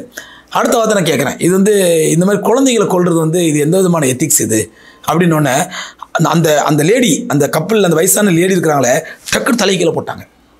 இந்த வார்த்தை கேட்டவுடனே டக்குன்னு தலைக்கீழே போட்டாங்க. அவன் பதில் சொல்ல முடியல அவங்களால. இவர் தடுமாறுறாரு. அப்போ நான் பார்த்தேன், நான் கேட்டேன் அவர்கிட்ட, உங்கள்கிட்ட ஒரு சின்ன இன்டர்வியூ எடுக்கலாமா இதை பற்றி அப்படின்னு. நோ சாரி வேண்டாம் அப்படின்ட்டார். அப்போ அவரும் தடுமாறிட்டு கடைசியில் சொல்கிறாரு, அது கவர்மெண்ட் பண்ணுறது, நாங்கள் என்ன பண்ண முடியும், திஸ் இஸ் கவர்மெண்ட் பாலிசி. அப்போ நான் சொன்னேன், உங்களுக்கு இதில் அக்செப்டன்ஸ் இல்லையா உங்களுக்கு அப்படின்னு. ஐ டிடன்ட் அக்செப்டன்ஸ், நான் இதை ஒத்துக்கலை அப்படின்றார். ஸோ நான் ஒரு தரப்பு மக்கள்கிட்ட மட்டும் கேட்கல, ஒரு பக்கம் ஸ்பிரிச்சுவல் ஆன்மீக ரீதியாக இருக்க மக்கள்கிட்டையும் பேச்சு கொடுக்குறேன், அவங்கள்ட்டையும் கேட்குறேன். அவங்களுக்கும் இது வந்து குற்ற உணர்வாக நினைக்கிறாங்க. அதுக்கப்புறம் கொஞ்சம் லக்ஸுரியாக சாதாரணமாக இருக்கிற மக்கள்கிட்டையும் கேட்குறேன், அவங்களும் இதை குற்ற உணர்வு நினைக்கிறாங்க. இது எல்லாம் பார்க்கும்போது தான் நாங்கள் முடிச்சுட்டு எஜிப்துக்கு வந்துட்டோம். இஸ்ரேல் முடிச்சுட்டு பலஸ்தீன் முடிச்சுட்டு எஜிப்துக்கு வந்துட்டோம். எஜிப்துக்கு வந்த பிறகு தான் நியூஸில் வருது, கடுமையான மழையிலையும் கொட்டு மழையிலையும் ஆயிரக்கணக்கான மக்கள் ரோட்டில் இறங்கி போராட்டம் பண்ணிட்டு இருக்கிறாங்க இஸ்ரேலில். இந்த வாரம் நிறுத்து, ஹமாஸ் என்னென்ன கோரிக்கை கூட அக்செப்ட் பண்ணு, உங்களால் நான் பட்ட பாடலாம் போடுதோம் அப்படின்னு சொல்லி வேதனைப்படுறாங்கன்னு சொல்லி நியூஸில் பார்த்தோம். ஸோ இது அடிக்கடி போராட்டம் நடந்துட்டு, இந்த போராட்டங்கள்லாம் வந்து மீடியாக்கள் வெளியே விடுறதில்லை. ஏன்னா ஆல்மோஸ்ட் எல்லா மீடியாக்களும் இலுமினாட்டி கையில் இருக்குது, யூதர்கள் கையில் வச்சிருக்கிறான். எல்லாமே பேடு மீடியாக்கள், யூதர்களோட பேடு மீடியாக்கள். இங்கே நம்ம எப்படி தமிழ்நாடு இந்தியாவில் வந்து RSS பேடு மீடியாக்களாக மாறிட்டாங்களோ அந்த மாதிரி அங்கே எல்லாமே வந்து பேடு மீடியாக்களாக இருக்கிறாங்க. ஸோ அவங்க இந்த மாதிரி விஷயம்லாம் வெளியே வர்றதே கிடையாது. ஆனால் உண்மை என்னன்னு சொன்னால், நான் போயிட்டு வந்தனுடைய ஒரு கன்க்ளூடிங் சொல்கிறதா இருந்தால், அதிவிரைவில் உலக முஸ்லீம்கள் எதிர்பார்க்கக்கூடிய ஒரு நற்செய்தி உருவாக போகிறது. ஒரு நல்ல சுப செய்தி மக்களுக்கு கிடைக்க போகிறது, ஒரு நல்ல செய்தி வரப்போகிறது. அந்த நல்ல செய்தி, பலஸ்தீன் முஸ்லீம்கள் வெற்றி கிடைத்து விட்டது, இஸ்ரேல் அடங்கி விட்டது. பைத்துல் முகத்தஸ் இமாம் வீட்டில் பேசிகிட்டு இருக்கும் பொழுது அவர் ஒரு மேகசின் எடுத்து காட்டினார், இஸ்ரேல் மேகசின், ஹிப்ரு மொழியில் வந்து இஸ்ரேல் மேகசின் எடுத்து காட்டினார். இதில் என்ன தெரியுமா எழுதியிருக்குது அப்படின்னு கேட்டார். சொல்லுங்கள், எனக்கு ஹிப்ரு தெரியாது சொல்லுங்கள் அப்படின்னு படித்து காட்டிட்டு இங்கே அரபியில் டிரான்ஸ்லேட் பண்ணார். இது வரைக்கும் 1 மில்லியன் இஸ்ரேலியன்ஸ் இஸ்ரேல் விட்டு காலி ஆகிட்டாங்க. இஸ்ரேல் விட்டு போயிட்டாங்க 1 மில்லியன் போயிட்டாங்க. நெக்ஸ்ட் ஜனவரிக்குள்ள இன்னும் 1 மில்லியன் போகிறதுக்கு வாய்ப்பு இருக்குது. ஏன்னா பெஞ்சமின் நெத்தன்யாகும் இதுக்கு முன்னாடி இந்த ஏரியல் ஷரோனும் 2 பேருமே ஒன்னா நம்பர் ஹராமிகள், மனித நேயமற்ற, மனித உணர்வே இல்லாத மிருகங்கள் 2 பேருமே. இவன் ஒரு மிருகண்டாக்கா, அவன் இவனோட மோசமான மிருகம். ஏரியல் ஷரோன் அவன் பல வருடமாக இறை தண்டனைக்கு ஆளாகி படுத்த படுக்கையில் கிடந்து அசிங்கப்பட்டு செத்து போயிட்டான் அவன், ஏரியல் ஷரோன். அவனுக்கு அப்புறம் வந்தான் இவனுக்கு 2 பேருமே கொஞ்சம் கூட உள்ளத்தில் இரக்கமே இல்லாத மனித மிருகங்கள். இந்த மிருகங்கள், இந்த 2 மிருகங்களுமே என்ன பண்ணாங்க அப்படின்னு சொன்னால், உலகத்தில் உள்ள எல்லா மூலையிலுள்ள யூதர்களையும் போய் நம்ம ஒரு நாடு அமைச்சிட்டோம், எல்லாம் இங்கே வாங்க, நீங்கள் இனிமேல் அமெரிக்காவில் இருக்க வேண்டாம், ஜெர்மனில் இருக்க வேண்டாம், பிரான்ஸில் இருக்க வேண்டாம், நமக்கும் நாடு அமைஞ்சு போச்சு, நீங்கள் அங்கே உள்ள எல்லாத்தையும் வித்துட்டு இங்கே வாங்க, இங்கே வந்து இன்வெஸ்ட் பண்ணுங்க அப்படின்னு சொன்னோடனே இவன் பேச்சை மற்ற யூதர்கள் நம்பாமல் கொஞ்ச நாள் எதிர்பார்த்துட்டே இருந்தாங்க. ஏதோ இவன் சொல்கிறது உண்மையாக பார்க்கலாம் அப்படின்ட்டு கிட்டத்தட்ட 30-40 வருஷமாக இவன் சொல்கிறப்ப உண்மையாகவே இருந்துச்சு. ஏன்னா முஸ்லீம்கள் ஒன்று செஞ்சால் அவன் 10 செய்வான், ஓப்பனாக சொல்லுவான், நீ என் ஒரு உயிரை கொண்டாட 100 உயிரை கொள்ளும் அப்படிங்குவான். பெஞ்சமின் நெத்தன்யாகு ஓப்பனாக டிக்ளேர் பண்ணுவான், நீ ஒரு இஸ்ரேலுடைய 1 உயிரை கொண்டுட்டா நான் பலஸ்தீன 100 உயிரை கொண்டு காட்டினான். அந்த மாதிரி நாட் ஒன்லி சவடால் விடலாமே செஞ்சு காட்டினான். இதெல்லாம் அந்த இன்வெஸ்டர்ஸ்க்கு வந்து நல்ல நம்பிக்கை கொடுத்துச்சு. சரி, பெஞ்சமின் நெத்தன்யாகு சொல்ல கரெக்டு தான், அவர் நல்ல இந்த அயன்டோம் வச்சுட்டான். அயன்டோம் வச்ச உடனே அவங்களுக்கு 100% நம்பிக்கை ஆயிடுச்சு. இந்த அயன்டோம்ங்கிறது உலகத்தில் யாருமே கண்டுபிடிக்காது. இவன் இந்த அயன்டோம் வச்சு தான் உலகத்தையும் மிரட்டிக்கிட்டு தான். எந்த அளவுக்குனா, என்னுடைய இந்த பலஸ்தீன் வார் ஆரம்பிச்சு என்னோட முதல் வீடியோலேயே ஒரு வீடியோவில் போட்டு சொல்லியிருந்தேன், இந்த அயன்டோமை வந்து கண்டுபிடிச்சது இஸ்ரேல். இவன் கண்டுபிடிச்சோன்னே அமெரிக்கா இவன்ட்டு கேட்டான், எனக்கு ஒரு அயன்டோம் தா அப்படின்ட்டு. என்னோட நாடு எப்படி தாப்பா நான் தரமாட்டேன், 2 வருஷம் கழிச்சு தான் கொடுத்தான் இவன். இப்போ உக்ரைன் ரஷ்யா போரில் உக்ரைன் கெஞ்சி நான் இவன்ட்ட எனக்கு ஒரு அயன்டோம் தா, ரஷ்யாவுடைய இதை நான் பாதுகாக்கிறதுக்குன்னு தரமாட்டேன்ட்டான். அப்படி இந்த அயன்டோமை காட்டி உலகத்தையே மிரட்டி வச்சுருந்தான், என்னை யாரும் எதுவும் அசைச்சிட முடியாதுன்னு சொல்லி. இந்த பலஸ்தீன் பசங்க, ஹமாஸ் பசங்க அந்த அயன்டோமை இப்போ காயலாங்கடைக்கு அனுப்பிட்டாங்க. இப்போ எடை போட்டு காயலாங்கடி தான் அனுப்புனதை.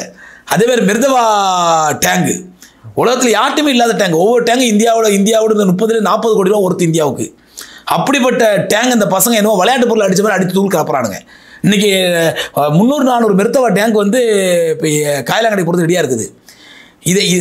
இதுக்கு முன்னாடி இருந்த நிலைமையை பார்த்துருந்தான், மில்லியன் கணக்கில் கொண்டு இன்வெஸ்ட் பண்ணவங்க, மில்லியன் கணக்கில் கொண்டு பணத்தை கொட்டி இங்கே குடியேறவங்க பூரா இப்போ இந்த அடியில் அலர் அடிச்சுட்டு ஓட ஆரம்பிச்சிட்டாங்க. எல்லாரும் அவங்க நாட்டுக்கு போகிறாங்க.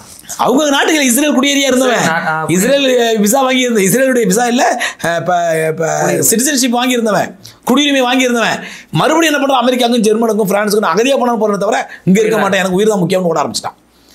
அதில் தான் பெஞ்சமின் நெத்தன்யாகு நாள் ஜீரணிக்க முடியல. 40 வருஷம் உழைப்பு வீணாக போச்சே. அந்த மாதிரி 30-40 வருஷம் உழைச்சு நான் எவ்வளோ பேர் கட்டமைப்பு உருவாக்கி வச்சிருந்தேன். அவனுக்கு வந்து ராணுவ வீரர்கள் உயிரிழப்போ, பொதுமக்களோட உயிரிழப்போ, இந்த வார் பற்றி அவனுக்கு பெரிய விஷயம் இல்லை. நான் எவ்வளோ பெரிய ஒரு கட்டமைப்பு உருவாக்கி வச்சிருந்தேன் உலகம் ஃபுல்லாக. அதை ஒரு செகண்ட் இந்த பசங்க நொறுக்கிட்டானுங்களே அப்படிங்கிற அந்த வெறி தான் அவனுக்கு. ஸோ அதனால் இதில் வந்து இப்போ என்ன ஆகி போச்சுன்னா, ஹமாஸுக்கு வந்து பெரிய பாதிப்பு அதில் மாற்றுக்கிறது கிடையாது. பொதுமக்களுக்கு பெரிய பல்லாயிரக்கணக்கான மக்கள் கொல்லப்பட்டாங்க.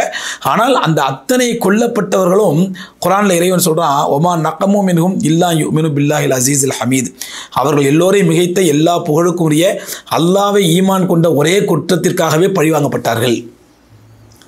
இந்த வசனம் இந்த மக்களுக்கு அப்படியே பொருந்தும். இவங்க என்ன பாவம் பண்ணாங்க பலஸ்தீன் மக்கள், கசா மக்கள்? நீ அவன் இராணுவத்தை அடிக்கிறானா, நீ ஹமாஸ் இராணுவத்தை அடி, ஹமாஸ் ஆயுதத்தை அடி, ஹமாஸ் போராளிகள் அடி, அவனும் பெரிய சந்தோஷமாக போய் சேர்ந்துடும். அது ஒரு விஷயம். நீ பச்சில குழந்தைகளையும் பெண்களையும் ஆஸ்பத்திரி மேலையும் குண்டு போட்டு நாசமாக்குறது எந்த விதத்தில் நியாயம்? அப்போ இறைவன் வந்து இந்த மக்கள் பட்ட கஷ்டத்துக்குரிய கூலியை நிச்சயமாக நிராசையாக்க மாட்டான், நிராகரிக்க மாட்டான் என்பதை இறைவன் நிரூபிக்க ஆரம்பிச்சுட்டான். இன்னைக்கு ஹவுதிகளை பார்த்து அமெரிக்கா அலறான்.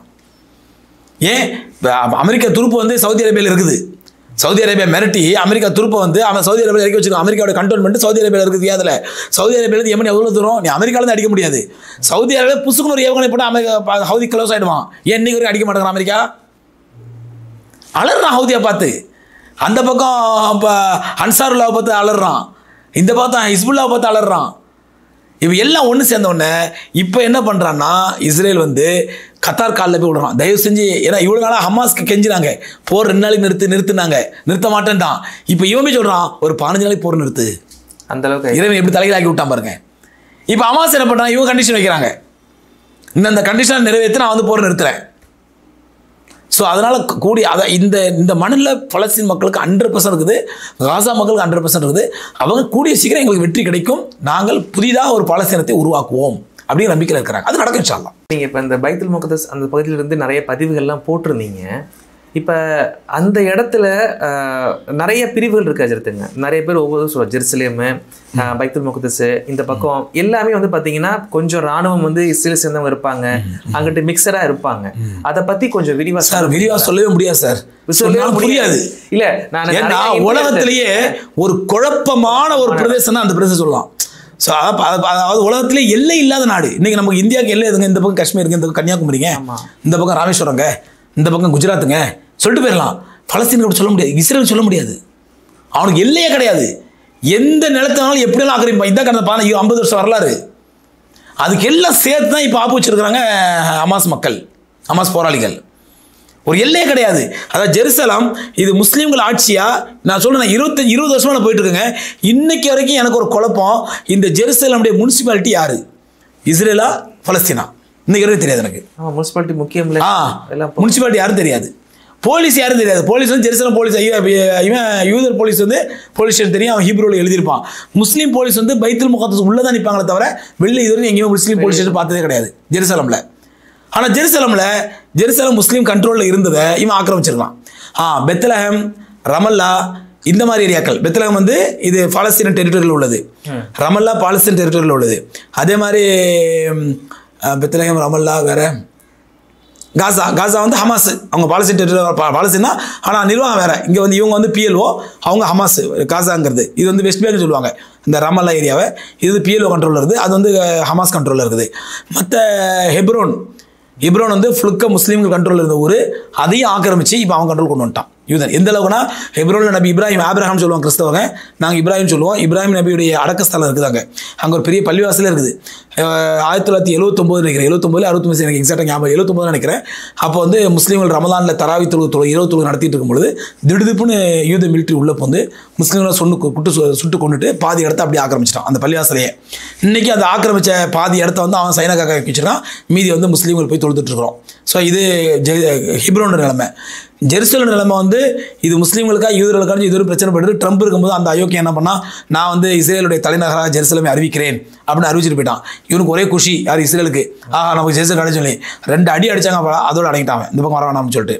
ஆனால் அவன் கண்ட்ரோல் வச்சிருக்கான். பைத்துல் முகத்தஸ்குள்ளேயே சார், பைத்துல் முகத்தஸ்குள்ளே நீ போன எங்களுடைய பள்ளிவாசல், நீ வந்து பாதி இடத்த நீ பிடிச்சிக்கிட்டு இது ஓம் பள்ளின்னு சொல்லி நீ கண்ட்ரோல் பண்ணுற, இதை மாதிரி இது ஹெப்ரோன் மாதிரி பண்ணுறனா அதில் நியாயம் இருக்குது. முழுக்க மொத்த பவுண்டரியும் முஸ்லீம் கண்ட்ரோல் இருக்குது, ஃபுல் கண்ட்ரோல். ஒரு யூதம் கூட உள்ளே போக முடியாது, இப்போ நான் இன்னொன்று சொல்கிறேன், கிறிஸ்தவரோட உள்ள போகிறது பயப்படுறாங்க. இங்கேருந்து நிறைய கிறிஸ்தவர் போகிறாங்க. இந்த DGS தினகரன் இருக்கார்ல, அவருடைய மகன் பால் தினகரன் ஒரு முறை வந்து அவரோட வீடியோ ஒன்று பார்த்தேன் நான். அவர் இங்கேருந்து போகிறாரு, ஒரு குரூப்பை கூட்டு போய் அங்கெல்லாம் எக்ஸ்பிளைன் பண்ணுறாரு. இதெல்லாம் இது நிறைய பொய்யான தகவல்கள். அந்த யூதர்கள் என்ன சொல்கிறாங்கன்னா, இதில் இன்னொரு விஷயம் தெரியுமா, யூதர்கள் தான் எக்கச்சக்கமாக கைடாக வருவாங்க ஃபாரினர்ஸ்க்கு. அவனு சாதகமான வரலாறு இருப்பான், ஃபாரினர்ஸ் திருச்சி போய் சொல்லி அனுப்புவான். அந்த மாதிரி அவர் பால் தினகரன் என்ன பண்ணுறாரு, அங்கே நின்றுக்கிட்டு பொய்யான தகவலாம் சொல்கிறாரு. சொல்லிட்டு இந்த பைத்துல் முகத்தஸ் வாசல் நின்றுக்கிட்டு, இதுதான் வந்து மஸ்ஜித் அக்ஸா, இங்கே வந்து முஸ்லீம் மட்டும் தான் போக முடியும், இங்கே வந்து நம்மளெல்லாம் உள்ளே அலோவ் பண்ண மாட்டாங்க, நம்மளாம் உள்ளே போனால் உயிருக்கு பாதுகாப்பு கிடையாது அப்படின்னு பச்சை பொய் சொல்லி நிற்கிறாங்க 2. ஆனால் சொல்லப்போனால் எல்லாரும் வரலாங்க, யார் முஸ்லீமா கிறிஸ்டினான்னு கிட்டே செக் பண்ணுறதுலாம் கிடையாது. எல்லாம் போகலாம், உள்ள யார் வேணாலும் பார்க்கலாம், யாரும் சொல்லலாம். ஆனால் வரது பயப்படுறாங்க, கிறிஸ்தவ யூதர்கள் வரது பயப்படுறான். ஃபுல்லாக முஸ்லீம்கள் கண்ட்ரோலில் இருக்குது. அப்படிப்பட்ட பைத்துல் முகத்தஸை இவன் வாசலில் நின்றுக்கிட்டு இவன் கண்ட்ரோல் வச்சிருக்கான். அவனை மீறி உள்ள போக முடியாது யாரும். இவன் தான் கேட்ட போடுறான், முக்கியமான 4 கேட் இருக்குது. பாபு ஜாஹிர்னு ஒன்று இருக்குது, பாபுல் அஸ்பாத்னு ஒன்று இருக்குது, 3-4 கேட் இருக்குது. அந்த 4 கேட்டையும் அவன் தான் மூடும், அவன் தான் திறப்பான். அவங்க தேவைகள் இருக்கும்ல அஜித்துங்க, இப்போ தண்ணி, இந்த சொன்ன மாதிரி முஸ்லிம் மற்ற விஷயங்கள் அதெல்லாம் எப்படி செய்யறாங்க? ஐயோ ரொம்ப பெரிய, அதாவது இதெல்லாம் வந்து நமக்கு தாங்க ஹியூமன் ரைட்ஸ், மனித உரிமை, மனிதனுடைய தேவை இதெல்லாம் பார்க்குறோம். அவன் அதை பற்றி ஒரே ஒரு எக்ஸாம்பிள் சொல்ல பாருங்க. ஜெரிக்கோவும் முஸ்லீம் கண்ட்ரோல் உள்ளது, பலஸ்தீன் கண்ட்ரோல் உள்ள இடம். ஜெரிக்கோங்கிறது ஜெருசலம்லேருந்து ஒரு 12 கிலோமீட்டர் இருக்கும். அந்த ஜெரிக்கோக்கு தான் நாங்கள் முதல்ல போகிறோம். முதல்ல போய் லஞ்சுக்காக தான் போகிறோம். பார்டர் கிராஸ் பண்ணி வந்துடும். முதல்ல வரது ஜெரிக்கோ தான். அரபியில் அரிஹான்னு சொல்லுவாங்க, இங்கிலீஷில் ஜெரிக்கோன்னு சொல்லுவாங்க. ஜெரிக்கோ வந்து உலகத்திலே ரொம்ப பழமையான நகரம். ஏன்னா 10,000 ஆண்டுகளுக்கு முன்னாடி உள்ள நகரம் அது. கிறிஸ்தவர்களுக்கு ரொம்ப புனித தலம். அங்கே வந்து ஒரு இது இருக்குது, ஒரு மலை இருக்குது. அது வந்து டெம்ப்டேஷன் மவுண்டன் சொல்லுவாங்க. இயேசு கிறிஸ்து அங்கே தவம் இருக்கும்போது சாத்தான் வந்து அவர் வழி எடுக்க வந்தான், அவருக்கு வந்து அவர் டெம்ப்டேட் ஆகிடுச்சு அப்படின்னு சொல்லி கிறிஸ்தவர்கள் கதைன்னு சொல்லுவாங்க. ஸோ கிறிஸ்தவர்கள் நிறைய வருவாங்க அங்கே. அந்த ஜெரிக்கோக்குள்ளே போய் நாங்கள் லஞ்சு முடிச்சுட்டு நாங்கள் ஜெருசலமுக்கு போகிறோம். அப்போது வழியில் செக் போஸ்ட் அப்போவுமே டிரைவர் சொல்கிறார், செக் போஸ்ட் எவ்வளோ நேரம் போடுறான்னு தெரியலன்னு புலம்பிகிட்டே வர்றாரு. பார்த்தா 2 மணி நேரம் கிடந்தேன் சார் செக் போஸ்ட்டில், பஸ்ஸில். எதுக்கு? எதாவது செக் பண்ணுறானா, எதாவது ஓப்பன் பண்ணுறானா, பஸ்ஸை போல வர ஒன்றும் கிடையாது. அந்த பேரிகார்டை இழுத்து போட்டு அவன் பாட்டு போயிட்டே இருக்கிறான். 2 மணி நேரம் கழிச்சு வந்து பேரிகார்டு திறக்கிறான். ஏன் மூடுனா ஏன் திறந்தா அவனுக்கு மட்டும் தான் தெரியும். நம்ம நாட்டில் பண்ண முடியுமா? அப்படி ஒரு டிராஃபிக் யாராவது நிறுத்த முடியுமா தேவையில்லாமல்? நீ செக் பண்ணுற, போலீஸ் செக் பண்ணுற, எனக்கு ஒரு இன்ஃபர்மேஷன் வந்துடுது, அதனால் நான் செக் பண்ணுறோம், செக்கிங் பண்ணுறோம், ஓகே, ஒன்றுமே கிடையாது. சும்மா நிறுத்தி வச்சுருக்கான் 2 மணி நேரமாக. நல்ல வேலை நாங்கள் லஞ்சு முடிச்சுட்டு வந்தோம். லஞ்சுக்கு போகும்போது நிறுத்திருந்தாண்டா, கடுமையான பசி, 3 மணிக்கு போகிற லஞ்சுக்கிறாங்க. இதுதாங்க நிலைமை சார். ஆனால் இது எல்லாம் அந்த மக்களுக்கு பழகி போச்சு. பலஸ்தீன மக்கள் இதெல்லாம் பழகி போச்சு. அதனால் அவங்க யாரை பற்றி கவலைப்படலை. இன்னொன்று சொல்ல போனால் பலஸ்தீன மக்கள் நான் பேசின வரைக்கும் அவங்க நிறைய பலஸ்தீன மக்கள் துபாய்க்கு மற்ற அரபு நாடுகளுக்கு நிறைய மைக்ரேட் ஆகி போயிட்டாங்க. இப்போ இருக்கிற மக்களை நீங்களும் ஏன் மைக்ரேட் ஆகலை, எங்கேயா போய் நல்லபடியாக இருக்க வேண்டியது என்ன? நான் சொன்ன வார்த்தை, நாங்களும் போய்ட்டா பஸ்ஸில் யார் காப்பாற்றுறது? நாங்கள் உயிரை கொடுத்தாலும் பரவாயில்ல, என் குழந்தைங்களை சாடிச்சாலும் பரவாயில்ல, நாங்கள் இங்கேருந்து மஸ்லாஸாக காப்பாற்றிட்டு இருக்கிறோம். ஸோ இதுதான் அந்த மக்களுடைய மனநிலை. அதனால் நம்ம சொல்கிற அந்த நாடே வந்து ரொம்ப குழப்பமான நாடு. யாருடைய கண்ட்ரோல் எங்கே இருக்குது ஒன்றுமே சொல்ல முடியாது. ஏன்னா எந்த நேரத்தில் எதனா ஆக்கிரமிப்பாங்க. போருக்கு அப்புறம் உணவுகள் எப்படி வச்சிருத்துங்க, அவங்க என்ன பண்ணுறாங்க? உணவு காசா வந்து நிலைமை ரொம்ப மோசம் சார். காசா வந்து மக்கள் வந்து ஒரு நாளைக்கு ஒரு வேளை சாப்பிட்றது ரொம்ப அபூர்வமாக இருக்குது. அவங்க பெரும்பாலான உணவு வந்து ரொட்டி தான். ரொட்டி ஃபேக்ட்ரிஸ்லாம் கடுமையான ரஷ், இருக்கிற ஃபேக்ட்ரிஸையும் பாம்பு போட்டு அடிச்சிட்டானுங்க. ஒரு நாளைக்கு ஒரு வேளை சாப்பிட்றேன். அந்த இமாம் வீட்டில் சந்திச்சேன்னு சொன்னேன் இல்லைங்களா, 2 குழந்தைய கொடுத்தவன் நான் வந்து சொர்க்கத்துக்கு அனுப்பி வச்சுன்னு சொன்னேன் இல்லையா, அவர்கிட்ட பேசிட்டு சொன்னது, ஒரு நாளைக்கு ஒரு வேளை கிடைக்கிறது ரொம்ப அபூர்வமாக இருக்குது. இது கொஞ்சம் வசதியானவங்களுக்கு. கஷ்டப்பட்டவங்களுக்கு 2 நாளைக்கு ஒரு வேளை கிடைக்கிறது கஷ்டமாக இருக்குது உணவே. இதை வந்து அந்த அடிப்படை தேவையான உணவுகளை மற்ற நாடுகள்லேருந்து உள்ளே அனுப்புறது கூட அந்த ரஃபாயிலே அடைச்சி இவங்க கொண்டு வச்சுருக்கான் யூதன், இஸ்ரேல். அந்த மக்களுக்கு உணவு கொடுக்க அதை சொல்லலையா? அதாவது உலகத்திலேயே கொஞ்சம் கூட மனித மனம் இல்லாத, அதாவது போர் நடக்கும், போரில் அடிப்பாங்க, கொள்ளுவாங்க. நம்முடைய தமிழ்நாடு முதலமைச்சரோட ஒரு முறை சொன்னாங்க, போர் என்று வந்தால் கொல்லப்படுறது இயல்பு தானே அப்படின்னாங்க. இதெல்லாம் வாஸ்தவம் உண்மைதான். ஆனால் கொஞ்சம் கூட ஈவு இறக்கம் இல்லாமல், மனித இது இல்லாமல், முஸ்லீமாக அது குழந்தையாக இருந்தாலும் வெட்டி கொண்டானே சுட்டுக் கொள்ளுங்கிற ஒரு கேடுகட்ட ஒரு மனித மிருகம் தான் இப்போ இருக்கக்கூடிய பெஞ்சமின் நெத்தன்யாஹூ. இவனுடைய டீச்சர், இவனுடைய உஸ்தான்னு சொல்லுவாங்க, இவனுடைய குரு தான் யாருன்னு சொன்னால் இதுக்கு முன்னாடி இந்த ஏரியல் ஷரோன். அதனால தான் இன்றைக்கி இஸ்ரேல் மக்களை கொந்தளிச்சிட்டு இருக்கிறாங்க. உன்னுடைய வெறிய போகிற ஓரமத்திக்கு வையே, மனிதனாக பாரு அப்படின்னு சொல்லி இன்றைக்கி இஸ்ரேல் மக்கள் கொந்தளிச்சிட்டு இருக்கிறாங்க. சரித்துங்க, நம்ம இந்த விஷயம் பேசிட்டோம். அங்கே குழந்தைகள் அவங்க இறக்குறாங்க, யாராலையும் பொறுத்துக்க முடியாது. சரி, படிப்புக்கு என்ன பண்ணுறாங்க? அதுக்கு என்ன, அதாவது வேற ஏதாவது சார்ந்த படிப்பு, உலகம் சார்ந்த படிப்பு? நாங்கள் இப்போ போயிருக்கும்போது எங்கள் கூட வந்த மக்கள்லாம் என்ன பண்ணாங்க, அந்த நிலைமையை பார்த்துட்டு நாங்கள் ஏதாவது ஒரு இந்த குழந்தைங்களுக்கு ஏதாவது கான்ட்ரிபியூட் பண்ண நினைக்கிறோம் அப்படின்னோன்னா அவங்கள வந்து நான் இமாம்கிட்ட தான் கூப்பிட்டு போனேன். தலைமை மஸ்ஜித் சீஃப் இமாம் அவருக்கு தான் கூப்பிட்டு போனோன்னா அப்போ அவர் சொன்னார், காசாவுடைய குழந்தைகளே, அதாவது ஷஹீதானவங்களுடைய குழந்தைங்க, உயிரிழந்தாங்க இல்லையா, உயிரிழந்தவருடைய அனாதை குழந்தைகள், அவங்களுக்கு நாங்கள் இங்கே ஒரு ஸ்கூல் வச்சுருக்கிறோம் ஜெருசலமில். அந்த குழந்தைகளை மீட்டு கொண்டு இங்கே வச்சுருக்கோம், அந்த ஸ்கூலுக்கு நான் இதை பயன்படுத்திக்கிறேன் அப்படின்னு சொல்லி அந்த நாங்கள் கொடுத்து சின்ன கான்ட்ரிபியூட்டை அந்த குழந்தைங்களுக்காண்டி வாங்கிட்டார். ஸோ அந்த மாதிரி அங்கேயே ஜெருசலமில் ஓரளவு அவங்களால முடிஞ்ச சின்ன செய்ய முடியும். ஏன்னா பைத்துல் முகத்தஸ்ங்கிறதே வந்து அந்த பலஸ்தீன் மக்களால் அதை மெயின்டைன் பண்ண முடியல, அது காசு செலவழிக்க முடியலன்னு சொல்லி ஜோர்டான் கவர்மெண்ட் தான் அவங்க செலவு பண்ணிட்டு இருக்குது. பைத்துல் முகத்தஸுடைய செலவுகளையே அந்த இமாமுடைய சேலரியாக இருக்கட்டும், மற்றபடி மெயின்டெனன்ஸாக இருக்கட்டும், இதெல்லாமே ஜோர்டன் கவர்மெண்ட் தான் பண்ணிட்டு இருக்குது. அப்படிங்கும் அந்த மக்களுக்கும் செய்யணும், யார் செய்வாங்க? அந்த மக்கள் யாரால செய்ய முடியும்? அதனால் அவங்களே கொஞ்சம் கொஞ்சமாக அப்படி வசூல் பண்ணி போட்டு யாராவது தர இந்த மாதிரி சின்ன சின்ன கான்ட்ரிபியூஷன் வச்சு அவங்க ஸ்கூல் மாதிரி வேற ஏதாவது கிடைக்குது? ஓரளவு கிடைக்குது, பட் தேவையான அளவு கிடைக்கிறது இல்லை. இப்போ நம்ம இந்த காணொலி பார்க்கும் பொழுது சில பேர் உதவி பண்ணணும்னு நினைப்பாங்கல்ல. சார், நான் போகிறதுக்கு முன்னாடி என்கிட்ட வந்து ஒரு 50 பேராக எனக்கு தொடர்பு கொண்டிருப்பாங்க. சரி, ஃபோன் பண்ணி நான் கொஞ்சம் பணம் தரேன், கொண்டு போய் கொடுங்க. நான் முடியவே முடியாதுன்ட்டேன். நான் என்ன பண்ண முடியும் சார்? ஆமா, என்ன தெரியாது, எனக்கு என்ன தெரியாது. ரெண்டாவது இல்லீகல். நான் இங்கேருந்து பணத்தை கொண்டு போய் எந்த ரூட்டில் கொண்டு போகிறது? நான் ஆமா ஆமா என் அக்கௌண்ட்ல போய் நாங்கள் எதாவது அக்கௌண்ட்ல மாற்ற முடியுமா? முடியாது. நான் எந்த ரூட்டில் கொண்டு போகிறதுங்க இந்த பணத்தை? நான் ஒரே வார்த்தை சொல்லிட்டேன், இல்லைங்க முடியாதுங்க. அவங்களோட துவா செய்யுங்க, அதுவே போதுமானது. நீங்கள் பணம்னா நான் கொண்டு போய் இந்த ஏரியா எத்தனையோ பேர் எனக்கு என் ஃபோன் நம்பர் கொடுங்க, அக்கௌண்ட் நம்பர் தாங்க, நாங்கள் டாலராகவே மாற்றி தரோம், நீங்கள் கொண்டு போங்க. நாளைக்கு எனக்கு எந்த பிரச்சனையும் வந்துடக்கூடாதுங்க, நான் செஞ்சுட்டு இருக்கிற வேலைகளுக்கு அப்படின்னு சொல்லிட்டு நான் அப்சல்யூட்லி மறுத்துட்டேன். என் கூட வந்தாங்க இல்லையா அந்த மக்கள் முறையாக இப்போ இது டாலராக மாற்றி அவங்க எப்படி கொண்டு வந்துருப்பாங்க, கொண்டு வந்து அவங்க கொண்டு வந்து கொடுத்தாங்க அந்த மக்களுக்கு. தனிப்பட்ட முறையில் அவங்களால முடிஞ்ச சின்ன வேற எந்த வழியும் இந்த வழி கிடையாது. இல்லை சார், இதில் பெரிய வேதனைனாக்கா அரபு நாடுகளை பூரா வந்து அமெரிக்கா கண்ட்ரோலில் வச்சுக்கிட்டு எந்த உதவி செய்ய விடாமல் அவங்களுக்கு மனதளவில் பலஸ்தீன் மக்கள் மேலே இறக்கம் இருக்குது, அன்பு இருக்குதை தவிர, ஆனால் அரசியல் ரீதியாக வந்து அவங்க எந்த ஹெல்ப்பும் பண்ண முடியல. அதனால் அந்த மக்களுக்கு வந்து பெரிய அளவில் அரபு நாடுகள் எந்த ஹெல்ப்பும் பண்ணுறதில்ல. அப்படியே சும்மா ரொட்டி, பன்னு, பால், தண்ணி இந்த மாதிரி பேசிக்கான விஷயங்கள் அனுப்புனா கூட அவன் ரஃபாயிலே அடைச்சி வச்சிருக்கான், அலோவ் பண்ண மாட்டேங்கிறான். ஒரு வாரத்துக்கு நின்று அப்படியே எல்லாம் கெட்டு போனதுக்கப்புறம் அதுக்கப்புறம் 90 ரூபா எடுத்துகிட்டு போ அப்படின்னு சொல்லி எடுத்துகிட்டு போன்னு சொல்லி. ஸோ அந்த மாதிரி தான் போயிட்டு இருக்குது. இப்போ நீங்கள் அந்த இடத்துக்கு போயிட்டு வந்துட்டீங்க, சூழ்நிலை என்னன்றது நேரில் பார்த்துட்டீங்க. இப்போ இந்த நேரத்தில் நீங்கள் ஏதாவது சொல்லணும்னு நினைக்கிறத நான் கன்க்ளூடிங்காக சொல்ல விரும்புறது என்ன அப்படின்னு சொன்னால், உலக முஸ்லீம் எல்லாருக்குமே வந்து ஒரு வருத்தப்படக்கூடிய செய்தி இல்லை, ஒரு சந்தோஷமான செய்தி கூடிய சீக்கிரம் வரப்போகிறது. ஏன்னா இன்றைக்கி பொலிட்டிக்கல் லெவலில் இப்போ நாங்கள் இன்னொரு விஷயம் உங்களுக்கு சொல்கிறேன். நாங்கள் சுயஸ் கேனால் வழியாக தான் வந்து எஜிப்தில் என்ட்ரு ஆகும். ஸோ அங்கே தாபா பார்டரில் என்ட்ரு ஆகிட்டு ஃபுல்லாக அந்த சினாய் பாலைவனத்தை தாண்டி வருவோம். சினாய் பாலைவனம் பெரிய மலைப்பாலைவனம், கிட்டத்தட்ட 700-800 கிலோமீட்டருக்கு. அந்த பாலைவனத்தை தாண்டி சுயஸ் கேனால் வழியாக தான் அங்கே எஜிப்தில் என்ட்ரு ஆகும், கெய்ரோவில் என்ட்ரு ஆகும். மேலே கப்பல் போகும், கீழே டனலில் பஸ்ஸு போகும். அதான் சுயஸ் கேனால்.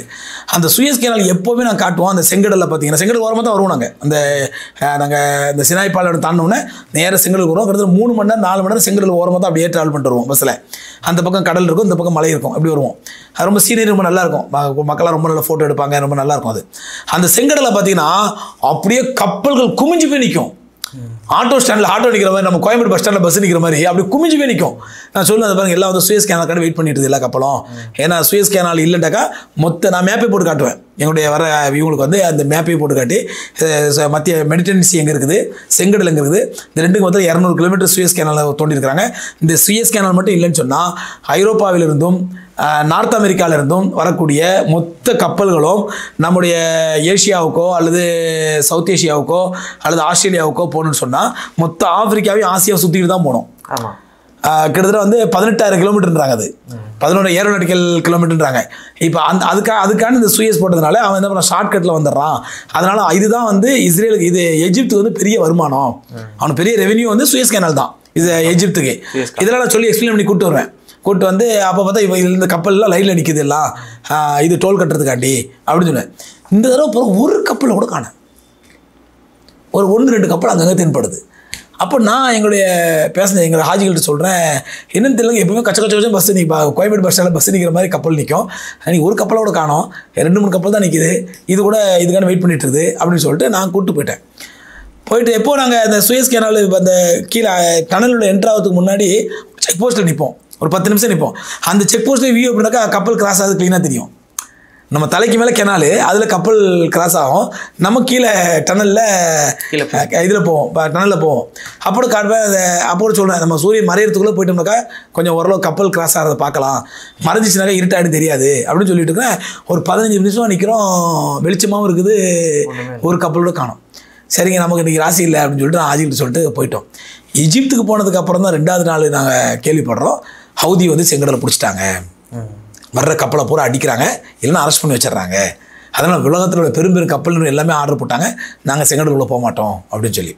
இதில் என்ன பெரிய வேதனைன்னு சொன்னால், இவன் வந்து அதாவது ஒரு சின்ன ஏரியா தான் செங்கலுடைய என்ட்ரன்ஸுங்கிறது வந்து இந்த பக்கம் யமன், இந்த பக்கம் ஜிபுத்தி. நீ மேப்பை தான் தெரியும், ஜிபுத்திங்கிறது ஆப்பிரிக்க நாடு, ஜிபுத்திங்கிறது ஆப்பிரிக்க நாடு, யமனுங்கிறது வந்து ஏஷியாவில் உள்ளது. அது ஏஷியா, இது ஆப்பிரிக்கா, ரெண்டு நடுவில் தான் செங்கடல். அந்த இடத்துல யமனுக்கும் அந்த ஜிபுத்திக்கு மத்தியில் உள்ள இடம் மட்டும் ஒரு சின்ன கேப்பு. அந்த கேப்பையும் அடைச்சிட்டான். அந்த கேப்பெல்லாம் வெளியே வர முடியாது. நீங்கள் மெடிட்டரேனியன் சீலேருந்து கிட்டத்தட்ட ஒரு 1000 கிலோமீட்டர் நீங்கள் வந்து தாண்டி சுயஸ் கேனாலை தாண்டி செங்கடலை தாண்டி நீ இங்கே வந்தாலும் இங்கே அரபிக்கடலுக்குள்ளே வரணும்னு சொன்னால் அந்த வாசல் அடைச்சிட்டாங்க. அடிச்சு ஒன்று மடக்கிறான் அல்லது அடிக்கிறான், மீறி பொருள் அடிக்கிறான். அடித்தவொடனே என்னாச்சு, இஸ்ரேலுடைய ஆயுதம் அமெரிக்காவுடைய ஆயுதம் இஸ்ரேலுக்கு வர முடியல. இஸ்ரேலுக்கு வர முடியல. எல்லா உலக நாடுகள் அனுப்பக்கூடிய பொருட்கள், இம்போர்ட் பண்ணக்கூடிய பொருட்கள் எதுவுமே இஸ்ரேலுக்கு வர முடியல. அப்போ இஸ்ரேலில் உணவு தட்டுப்பாடு ஏற்படும், விலைவாசி கூடும். இதெல்லாம் மனசில் வச்சு தான் அவங்க அரசியல் ரீதியாக ஒரு அட்டாக் கொடுக்குறாங்க ஹவுதிகள், நம்ம இந்த பாதையை அடைச்சிடலாம் அப்படின்ட்டு. ஆனால் அதில் உண்மையிலே இஸ்ரேல் ரொம்ப பாதிக்கப்படும், கடுமையான அடி. அதெல்லாம் தான் இப்போ காலில் வந்து விடுறான், கத்தார் காலில் போய் விடுறான். தயவு செஞ்சு பேச்சுவார்த்தை கூப்பிடு, கொஞ்சம் மத்தியசம் பண்ணு, நீ மீடியேட்டர் வந்து கொஞ்சம் மத்தியசம் பண்ணு, கத்தார் காலில் போய் விடுறான். இப்போ ஹமாஸ் அவங்க ஒருபடி மேலே நிற்கிறாங்க, எங்களுடைய கோரிக்கை போகிற நிறைவேற்று அப்படின்றாங்க. இதில் என்ன பெரிய வேதனைன்னு சொன்னால், இந்த இதை அடைச்சிட்டாங்க, நம்முடைய உணவுப் பொருட்கள்லாம் வரல அப்படின்னு தெரிஞ்ச உடனே இது வந்து இஸ்ரேலுக்கு பெரிய பாதிப்பு. இதனால் ஹமாஸ் மக்களுக்கு போரை நிறுத்துவாங்க, பலஸ்தீன மக்கள் குழந்தைகள் உயிர் பாதுகாக்கப்படும். இதெல்லாம் மனசில் வச்சு தான் ஓய்வு பண்ணுறாங்க. உடனே என்ன பண்ணிட்டான், அமெரிக்கா துபாய் கிட்டையும் சவுதி கிட்டையும் பேசி, நீ இந்த அதான் சவுதிக்கு வந்து 3 போர்ட்டு முக்கியமான port, Dammam port, Jeddah port, Yanbu போர்ட்டுன்னு சொல்லுவாங்க. யாம்பு இந்த 3 போர்ட்டுமே செங்கடலில் தான் இருக்குது. ஸோ செங்கடலில் வர முடியாது. அரபிக்கடல் வழியாக கல்ஃப் ஆஃப் அரபுன்னு சொல்லுவாங்க, அரபு கல்ஃப்னு சொல்லுவாங்க. அங்கே உள்ளதை வந்து துபாய் ஏர்போர்ட்டு. இவன் என்ன பண்ணுறான், இஸ்ரேலுக்கு வரக்கூடிய எல்லா உதவிகள் எல்லா பொருட்களும் துபாய் ஏர்போர்ட்டில் கொண்டு இறக்கி, துபாய் ஏர்போர்ட்டுங்கிற ஹார்பரில் இறக்கி அங்கேருந்து பை ரோடு வந்து போகணுச்சுன்னா சவுதி அரேபியாவோட பெர்மிஷன் வேணும். இப்போ துபாயும் சவுதி அரேபியாவும் பேசி இஸ்ரேலுக்கு சப்போர்ட் பண்ணிட்டு இருக்காங்க. அவனுடைய எல்லா பொருட்களையும் இதில் துபாய் ஏர்போர்ட்டில் இறக்கி அங்கேருந்து ரோடு வழியாக கொண்டு போகிறதுக்கு. எவ்வளோ பெரிய அநியாயம் இது. கொஞ்சம் கூட உனக்கு வந்து ஒரு முஸ்லீம் சகோதரர்கள் கொல்லப்படுறாங்க, பச்சிலம் குழந்தைகள் கொல்லப்படுது, நம்ம தான் ஒன்றும் செய்யலை, நீ வந்து 1ஆம் நம்பர் ஆண்மை இழந்த 1ஆம் நம்பர் கோலையாக உட்காந்துருக்கிற, ஏதோ ஹவுதிகள் செய்கிறாங்க அவங்களாம் செஞ்சுட்டு போட்டுருக்கிறத விட்டுட்டு நீ அவங்களுக்கு எதிராக அமெரிக்கா பேச்சை கேட்டு அமெரிக்காவுடைய காலை நக்கிக்கிட்டு இன்றைக்கி சவுதியும் துபாயும் பலஸ்தீன மக்களுக்கு துரோகம் பண்ணிட்டு இருக்கிறாங்க. பெரிய துரோகம் அது. இது வந்து உலகத்தில் யாராலும் மன்னிக்க முடியாது, அல்லாஹ் நிச்சயமாக மன்னிக்க மாட்டாங்க. இந்த பாதிக்கப்பட்ட பலஸ்தீன மக்கள் மன்னிக்காத வரைக்கும் அந்த மாதிரி துரோகத்தை பண்ணிட்டு இருக்கான். இன்னைக்கு சவுதி மன்னனும் துபாய் மன்னனும் உட்காந்துக்கிட்டு இது இவங்களுக்கு ஒரு பின்னடைவு ஆகிப்போச்சு. நம்ம இவ்வளோ பிளான் பண்ணி இப்படி அடைச்சா இந்த இப்படி ஹெல்ப் பண்ணிட்டு இருக்கானே. இல்லை நல்லெண்ண அடிப்படையில் செய்கிறன்ற மாதிரி தான் அவங்க அறிக்கை கொடுத்துருந்தாங்க. சார் நான் எவனும் யார் மேலே சார் நல்லெண்ணெய் வரணும்? பாதிக்கப்பட்டு குழந்தை செத்துட்டு இருக்கானே, பச்சை குழந்தை சாப்பிடிக்கிறான், அவன் மேலே நல்லெண்ணெய் வரணுமா? இல்லை இருந்து அடிச்சிட்டு இருக்கான் அவன் மேலே நல்லெண்ணெய் வரணுமா? யார் மேலே நல்லெண்ணெய் வரணும்? நீங்கள் அவன் அடித்து கொண்டுட்டு இருக்கான் அநியாயத்துக்கு. உலகத்தில் உள்ள சார் பல நாடுகளில், யூரோப்பிய நாடுகளில், சுவிட்சர்லாந்தில், இங்கிலாண்டில், யூகேல, பிரேசிலில், ஃப்ரான்ஸில், எல்லா யூரோப்பிய நாடுகள்லையும் பொதுமக்கள் ரோட்டில் இறங்கி பலஸ்தீனுக்கு சப்போர்ட் ஆர்ப்பாட்டம் பண்ணுறாங்களே, அந்த பொதுமக்கள் முஸ்லீம்களா? கிறிஸ்தவர்கள் சார், மனிதாபிமானம் உள்ளவங்க. அப்போ கிறிஸ்தவ பொதுமக்களுக்குள்ள மனிதாபிமானம் அரபு ஆட்சியாளருக்கு இல்லையா? இன்றைக்கி சவுதிக்காரனுக்கும் துபாய் ஆட்சியாளருக்கு இல்லையா? இவருக்கு இவன் ஆட்சி தான் முக்கியம், இவன் பணம் முக்கியம். என் ஆட்சிக்கு இந்த பாதிப்பு வந்துடக்கூடாது, என்னுடைய சொகுசு வாழ்க்கைக்கு இந்த பாதிப்பு வந்துடக்கூடாது, அமெரிக்காவுக்கு நான் அடிமையாக கிடப்பேன். இதெல்லாம் நான் கண்கூட பார்த்துட்டு வந்து வேதனை. இது என்ன பெரிய வேதனை? எங்காலங்களே சில பேர் வந்து சவுதிக்கு முட்டு கொடுத்துட்ருக்காங்க. அது இப்போ இல்லை நீங்கள் சொன்னீங்க நல்லெண்ணம், அந்த நல்லெண்ணம் மாதிரி நல்ல இடத்துல செய்கிறாங்க, அவங்களே அப்படி சொல்லிருக்காங்க இப்படி சொல்லிருக்காங்க அப்படின்னு சொல்லி எல்லாத்தையும் இறைவன் பார்த்துட்டு இருக்கான். ஆனால் நிச்சயமாக இன்ஷா அல்லாஹ் இறுதி வெற்றி பலஸ்தீனியர்களுக்கு. அது கொஞ்சம் முன்ன பின் ஆகலாம், லேட் ஆகலாம், 2 மாதமோ 2 வருஷமோ ஆகலாம். ஆனால் இறுதி வெற்றி பலஸ்தீனியர்களுக்கு. மீண்டும் இன்ஷா அல்லாஹ் மஸ்ஜிதுல் அக்ஸா முஸ்லீம்கள் கைக்கு வரும். இஸ்ரேலுடைய துரோகத்திலிருந்தும் இஸ்ரேலுடைய ஆக்கிரமிப்பிலிருந்தும் பலஸ்தீன் பாதுகாக்கப்படும் இன்ஷா அல்லாஹ். இதை நான் சொல்லக்கூடிய, நான் நேரில் பார்த்துருந்த செய்தி. இன்னொன்று நான் முஸ்லீம் மக்கள்கிட்ட சொல்கிறது என்ன அப்படின்னு சொன்னால், தயவு செஞ்சு வாழ்க்கையோட லட்சியமாக எடுத்துக்கங்க பைத்துல் முகத்தஸ்க்கு போகிறத. எல்லாரையும் போக சொல்றீங்க.